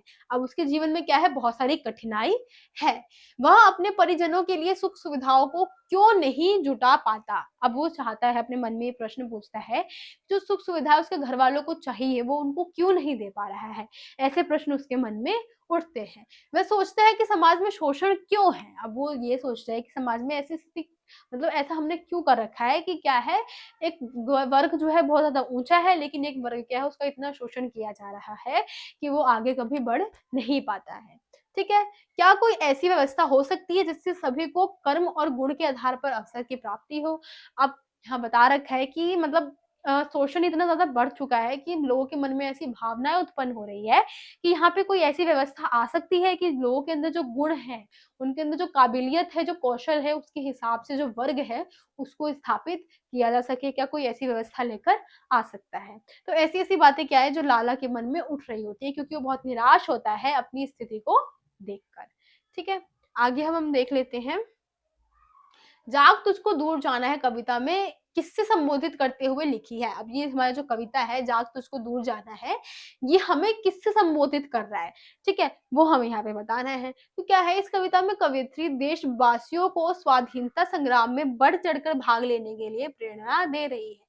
अब जो हमारा स्वाधीनता संग्राम हो रहा है, आजादी के लिए जो हो रहा है, तो उसमें वो क्या चाहती है कि जो हमारे देशवासी है वो भी इसके अंदर बढ़ चढ़ के भाग ले। इसको हमने क्या किया, संबोधित किया है यहाँ पे। यह एक जागरण गीत है। उस समय देशवासी आलस्य में पड़े थे। अब उस समय क्या है, जागरण गीत का मतलब क्या है कि लोगों के मन में जो क्या है, लोग ने अ, एक आम जनता होती है ना, जो कि नहीं चाहती है कि लड़ाई झगड़ा करे, वो चाहती है कि जिस तरीके से शासन व्यवस्था चल रही है, हम किसी न किसी तरीके से गुजारा कर ही लेंगे। वही तो यहाँ पे क्या है, ये जागरण गीत है कि लोगों के मन के अंदर जो उनकी हिम्मत है, शक्ति है, उसको जगाया जाए। ठीक है, और जो देशवासी आलस्य में पड़े हैं, उनका आलस जो है वो दूर किया जाए। उन्हें जागने की आवश्यकता थी। कवयित्री उन्हें उनका पद निर्देशित कर मार्ग में आने वाली बाधाओं के प्रति सचेत करती है। अब कवयित्री क्या करती है कि उनके पद में जितने भी, मतलब जो भी बाधाएं आने वाली है, उसके बारे में वो बताती है, सचेत करती है कि तुम्हारे मतलब रास्ते में बहुत सारी बाधाएं आएंगी, लेकिन उसके बाद भी तुम उसको पार कर लोगे। ऐसी बातें क्या है, कवियत्री करती है। ठीक है, तो यही क्या है, हमारा जाग तुझको दूर जाना कविता में यही संबोधित किया गया है कि किस प्रकार से जो व्यक्ति आलस में पड़े हैं, उनको भी क्या है, अब जग जाना चाहिए, उनको भी क्या है, अपना रास्ता चुनना चाहिए, और जो हमारा संग्राम है, स्वाधीनता संग्राम है, उनको उनमें जो पूरा भागीदारी है वो लेनी चाहिए। ठीक है, तो आई होप आपको जो क्वेश्चन है वो समझ में आ गया होगा। अब जब का नेक्स्ट क्वेश्चन है उसको हम देख लेते हैं। बादल को घिरते देखा कविता में चित्रित प्रकृति चित्रण एवं जन जीवन को अपने शब्दों में लिखी है। अब जो हमारा कविता है बादल को घिरते देखा, उसमें जो हमारा प्राकृतिक चित्रण है और जो हमारा जन जीवन का चित्रण है, उसको हमें यहाँ पे बताना है। हम देख लेते हैं क्या क्या है। प्राकृतिक चित्रण में क्या बता रखा है कि कविता में वर्षा ऋतु में पर्वत शिखर पर बादल बादल के घिरने की शोभा का वर्णन है। इसमें हमने क्या कर रखा है, प्राकृतिक चित्रण में कि बादल है, इसके आसपास क्या है, सॉरी पहाड़ पे ऐसे ऐसे करके बादल जो है वो घिर रहे हैं। ठीक है, ओस कणों को मोती के समान बताया गया। अब देखते हैं ना, जो ज्यादातर पहाड़ी एरियो में तो नॉर्मल टाइम पे भी होता है, क्योंकि वहाँ पे ठंडी जो है ज्यादा रहती है। हम यहाँ पे दिल्ली की बात कर लेते तो यहाँ पे क्या है, ठंड के मौसम में आपने देखा होगा, पार्क जाते हो सुबह सुबह तो छोटी छोटी बूंद जो होती है पत्तों पे गिरी रहती है, उसको हम ओस बोलते हैं। तो जो ओस जो ओस है यहाँ पे, जो ओस के सॉरी जो ओस के कण गिरे हैं, उसको हम क्या बोल रहे हैं, मोती के समान बोल रहे हैं। ठीक है, ओस का कमल के फूलों पर गिरना बहुत ही मनोहर मनोहरी चित्रण उपस्थिति कर देता है। अब बता रखा है जो ओस है जब वो फूलों पर गिरते हैं तो वो काफी सुंदर लगता है देखने में। हिमालय पर स्थित झीलों में हंसों के तैरने का दृश्य भी नया नैनाभिराम है। मतलब नैनाभिराम क्या है, मतलब नैनों को आराम देता है। जब हंस को वो देखते हैं वहां पे तो वो इतना ज्यादा अच्छा और आकर्षक लगता है कि उनके नेत्रों को आराम मिल जाता है। ठीक है, तो ये प्राकृतिक चित्रण में था। जनजीवन में क्या है, इस प्रकृति वातावरण में जनजीवन में मस्ती से परिपूर्ण होता है। मतलब यहाँ पे क्या है, ऐसी स्थिति होती है कि जो प्रकृति है वो बहुत ज्यादा अच्छी सुंदर जो है वो हो जाती है। किन्नर किन्नरिया मृगशालाओं पर बैठकर चिंताओं से दूर दूर मस्ती में बांसुरी बजाते हैं। वो क्या कर रहे हैं, जो किन्नर है हमारे वो क्या कर रहे हैं, एक अलग ही जगह पे रुके हुए हैं और वो क्या कर रहे हैं, हर चिंता से दूर होकर अपनी ही धुन में मग्न है। मतलब एक तरीके से आयोजन जो है वो स्थापित कर रहे हैं, एक साथ बैठे हुए हैं, बांसुरी बजा रहे हैं। ये सारी क्या है, हमारी जन जीवनी में हमें बताया गया है। ठीक है, तो आई होप आपको ये जो क्वेश्चन है वो समझ में आ गया होगा।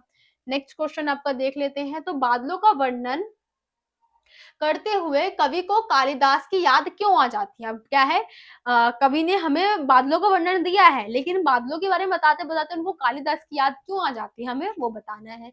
तो क्या है, बादलों का वर्णन करते हुए कालिदास की याद कवि को इसलिए आती है कि कालिदास द्वारा रचित मेघदूत में धन कुबेर ने यक्ष को एक वर्ष का जो निरावास दंड दिया था, उस अवधि में यक्ष ने मेघ को दूत बनाकर अपनी प्रिया के पास अपना संदेश भेजा था। अब क्या है, एक तरीके से जो कालिदास की जो कहानी थी क्या थी, वो हमारी मेघदूत में धन कुबेर। अब जो मेघदूत जो उनकी रचना थी उसमें क्या था, एक धन कुबेर नाम का व्यक्ति था, उसने क्या किया था, जब कालिदास सॉरी सॉरी धन कुबेर जो व्यक्ति था उसने क्या किया था, उसको दंड मिला था। वो जो हमारा मेघदूत है जो कालिदास की रचना है, तो उसने क्या किया था, दंड के कारण उसने एक बादल को, एक मेघ को क्या किया था, अपना संदेश दिया था किसको देने के लिए, अपनी पत्नी को देने के लिए। ठीक है, तो क्या हुआ, कवि ने उस स्थान को खोजने का प्रयास किया है। अब कवि ने क्या किया है, वो चाहता है कि वो उस बादल को ढूंढ ले जहां पे क्या है, मेघदूत ने जिस बादल सॉरी धन कुबेर ने जिस बादल को बोला था ना कि तुम ये जो मेरा पत्र है वो लेकर जाओ, संदेश जो है वो मेरी बीवी के पास लेकर जाओ। तो क्या कर रहे हैं यहाँ पे जो हमारे राइटर है वो भी क्या कर रहे हैं, उसी बादल को ढूंढ रहे हैं। वो चाहते हैं कि मैं उस बादल को ढूंढ लूं, इसलिए उनको क्या है, हमारे जो कालिदास जी है उनकी याद आ जाती है, जिनका उल्लेख मेघदूत में है, पर वे कहीं नहीं मिले। मतलब वो बादल ढूंढ रहे हैं लेकिन उनको क्या हुआ, वो बादल नहीं मिला है। ना आकाश गंगा मिली और ना ही मेघ मिला। अब उन्होंने क्या किया, यहाँ से पता चलता है कि कालिदास ने आकाश गंगा और अन्य चीजें की बात क्या है, अपने जो मेघदूत रचना है उसमें की थी। इस कारण कवि को उनकी याद आ जाती है। बस यही धन कुबेर और उस मेघ को, उस बादल को ढूंढते हुए क्या है, उनको कालिदास की याद आ जाती है। ठीक है, तो आई होप आपको ये भी क्वेश्चन समझ में आ गया होगा। नेक्स्ट अब हम देख लेते हैं, मनुष्य क्यों मरता है, पंक्ति में निहित व्यंग स्पष्ट करना है। अब मनुष्य क्यों मर रहा है, क्यों मरता है, हमें जो इसकी बात है, जो मूल वेदना है वो हमें बतानी है। तो क्या है कि इस पंक्ति में यह व्यंग निहित है कि जो लोग अन्याय अत्याचार को झेलते हैं वह मरे हुए के समान होते हैं। अब यहाँ पे हमें क्या बता रखा है कि कोई भी व्यक्ति है वो क्या कर रहा है, अन्याय और अत्याचार को झेल रहा है, तो वो एक तरीके से क्या हुआ, मरे हुए के समान ही है। वो पलट के जवाब नहीं दे रहा कि ये सही नहीं है, आप मुझको इस तरीके से नहीं बोल सकते हो। तो वही बता रखा है कि क्या है, वो मरे हुए के समान ही एक व्यक्ति हो जाता है। ठीक है, जिंदा लोगों को मरे हुए के समान जीवन नहीं बताना चाहिए। अब यहाँ बता रखा है कि जो जिंदा लोग हैं उनको मरे हुए लोगों के समान जो जीवन है वो नहीं बताना चाहिए। कोई व्यक्ति गलत कर रहा है, अत्याचार कर रहा है, तो उसको क्या है, मतलब आवाज जो है वो उठानी चाहिए। ठीक है, उसे मृतक के समान नहीं रहना चाहिए, मतलब उसको ऐसे नहीं रहना चाहिए। मुर्दा क्या है, आप कुछ भी करो मुर्दे के साथ, उसको थोड़ी पता चलेगा कि क्या हो रहा है, थोड़ी वो आपको रिएक्ट कर पाएगा, आपके सामने कुछ बोल पाएगा, है ना। लेकिन जो जिंदा व्यक्ति है अगर उसके साथ कोई गलत व्यवहार कर रहा है तो ऑब्वियस सी बात है वो बोल सकता है, तो उसको क्या करना चाहिए, सामने से जवाब देना चाहिए।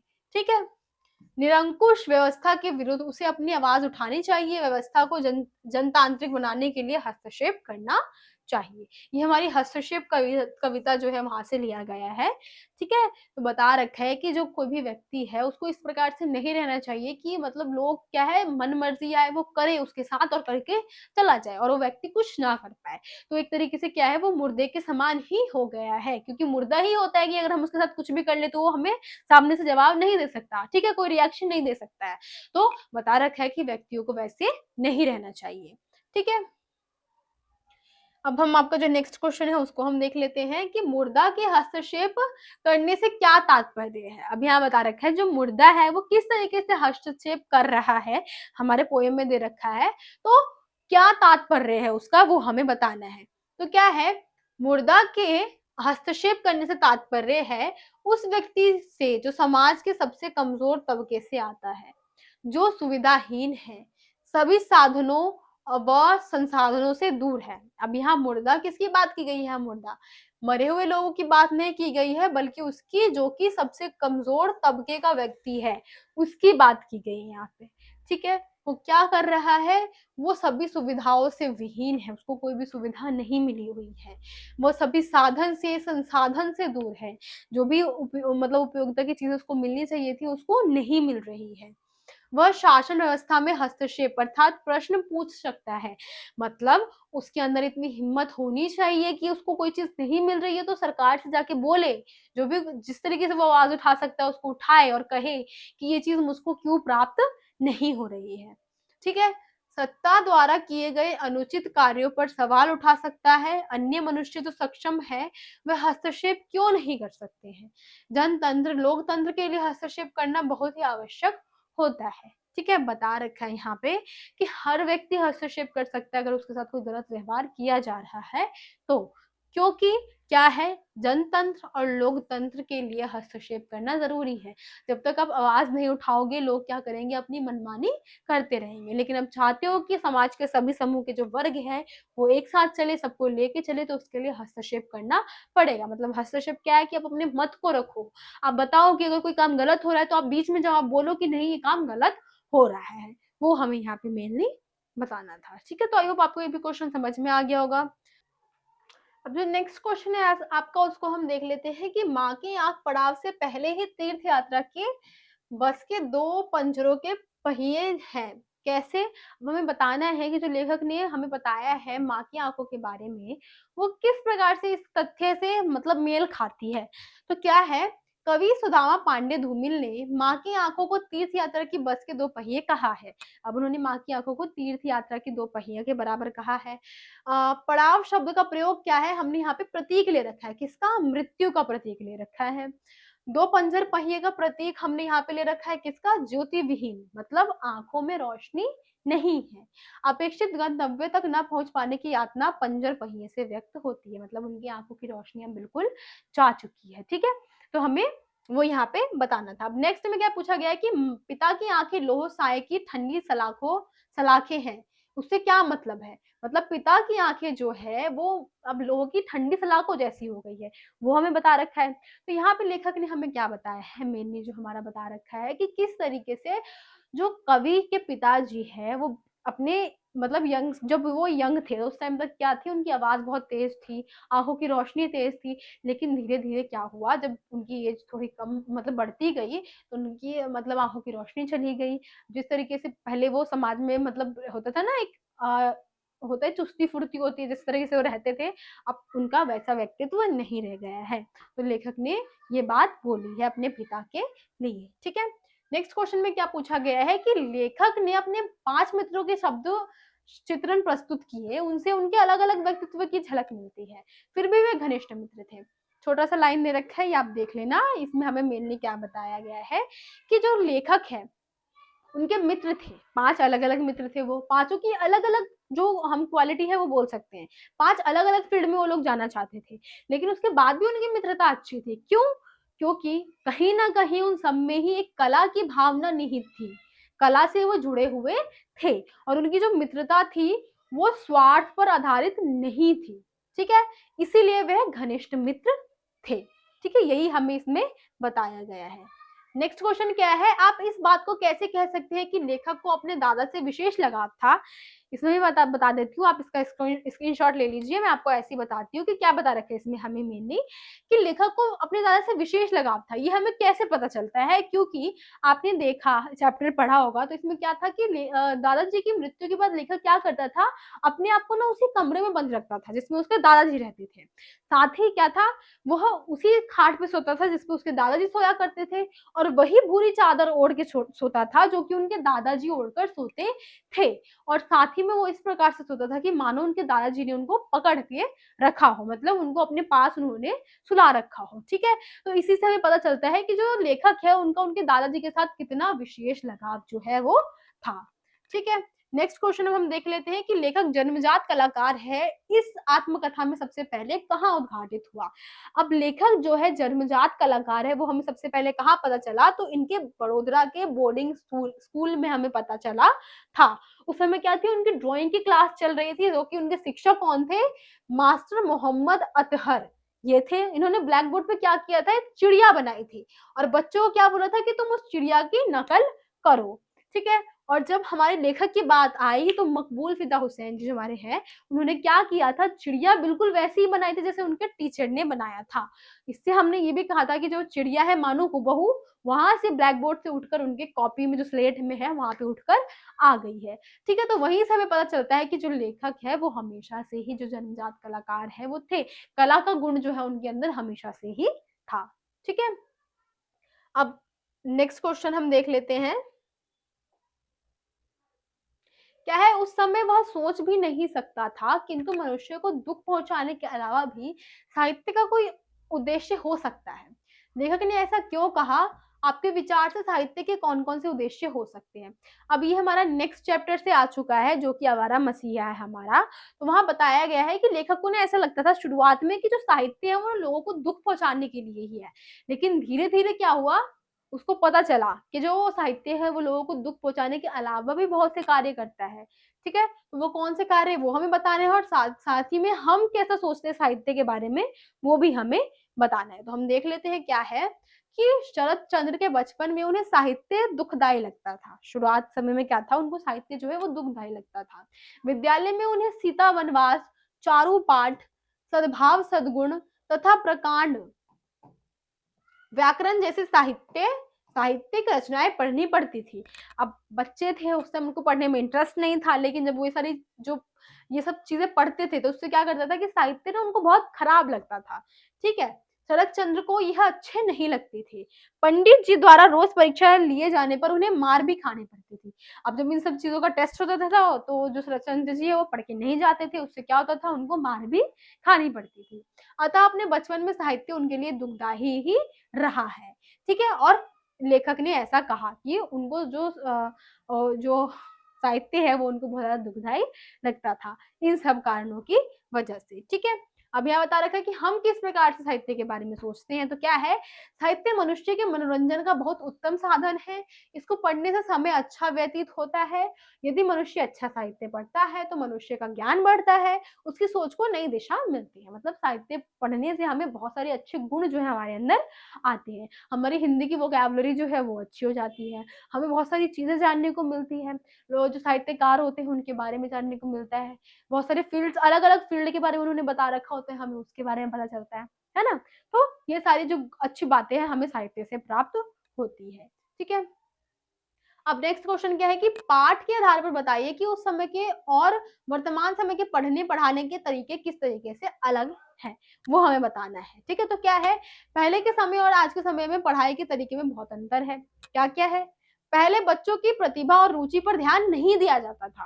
पहले क्या है, बच्चों की प्रतिभा क्या है, रुचि क्या है, उस पर ध्यान नहीं दिया जाता था। खाली क्या है, तुम्हें पढ़ाई करनी है, पढ़ो पढ़ो पढ़ो। ठीक है, लेकिन आज के समय में क्या हुआ, सबको सम्मान मिलता है, सब मतलब जो भी बच्चा करना चाहते हैं ज्यादा तो वही फील्ड में जोर देने की कोशिश की जाती है कि जिसमें मेरा बच्चा खुश है, जो वो करना चाहते हैं उसको करने दिया जाए। पहले के समान आज शारीरिक दंड नहीं दिया जाता है, अब बच्चों को प्रेम से समझाया जाता है। अब खेलकूद कला आदि को भी शिक्षा के समान प्राथमिकता दी जा रही है। मतलब बता रखा है कि आज के समय में हमने क्या कर लिया है कि अब बच्चे को हमने सिर्फ यही नहीं बोला कि तुम्हें पढ़ना ही है, तुम खेल कूद करना चाहते हो तो तुम उसमें भी जा सकते हो। ठीक है, नेक्स्ट क्वेश्चन क्या है कि पाठ में अनेक अंश वाला सुलझ चंचलताओं शरारतों को बताया गया है। तो क्या पूछा गया है हमसे कि पाठ में अनेक अंश वाले सुलझ चंचलताओं शरारतों को बहुत रोचक ढंग से उजागर करते हुए आपको कौन सा अंश अच्छा लगा और क्यों? वर्तमान समय में इन बाल सुलभ क्रीड़ाओं में क्या क्या परिवर्तन आए हैं? अभी हमें क्या बताना है कि हमने जो ये चैप्टर पढ़ा है इसमें क्या किया है, हमने बचपन की बहुत सारी ऐसी विशेषताओं को देखा है। मतलब बचपन में कैसी शरारतें की जाती थी, खेल वगैरह है, चंचलताएं हैं, उन सबको हमने देखा है। तो हमें इनमें से कौन कौन सी चीजें अच्छी लगी है वो हमें बतानी है। तो क्या है कि पाठ में शरद चंद्र की बहुत सी बाल सुलभ चंचलताओं और शरारतों से भरा हुआ है। मतलब उनका जो बचपन था बहुत शरारती थे वो बचपन में, मेनली हमें वो बताया गया है। उनकी तितली पकड़ना, तालाब में नहाना, उपवन लगाना, पशु पक्षी पालना, पिता के पुस्तकालय में पुस्तक पढ़ना और पुस्तक में दी गई जानकारी का प्रयोग करना, ये सारी चीजें क्या है इन अपने बचपन में किया करते थे। ठीक है, एक बार तो उन्होंने पुस्तक में सांप के वश में करने का मंत्र तक पढ़कर उनका प्रयोग कर डाला था। मतलब उन्होंने ये किया था कि पुस्तक में से जो सांप है वो सांप को किस प्रकार से वश में करते हैं, वो वाला मंत्र पढ़ के उन्होंने क्या किया था, उसको ट्राई भी किया था। शरद चंद्र द्वारा उपवन लगाना, पशु पक्षी पालने वाला अंश अच्छा लगा। मतलब अब यहाँ बता रखा है कि हमें उनका कौन सा अंश अच्छा लगा है। तो किस तरीके से वो उपवन लगाते थे, बाग बगीचे लगाते थे और साथ ही में पशु पक्षी पालते थे, उनको ये अच्छा लगा था। यह ऐसा अंश है जो कि आज के बच्चों में दिखाई नहीं देता है। आज के टाइम पे क्या हुआ है, बच्चे लोग जो है ऑनलाइन ये सारी चीजें करने लग गए हैं, बाहर नहीं जाते पार्क वगैरह में, तो ये सारी चीजें जो उनको है देखने को नहीं मिलती है।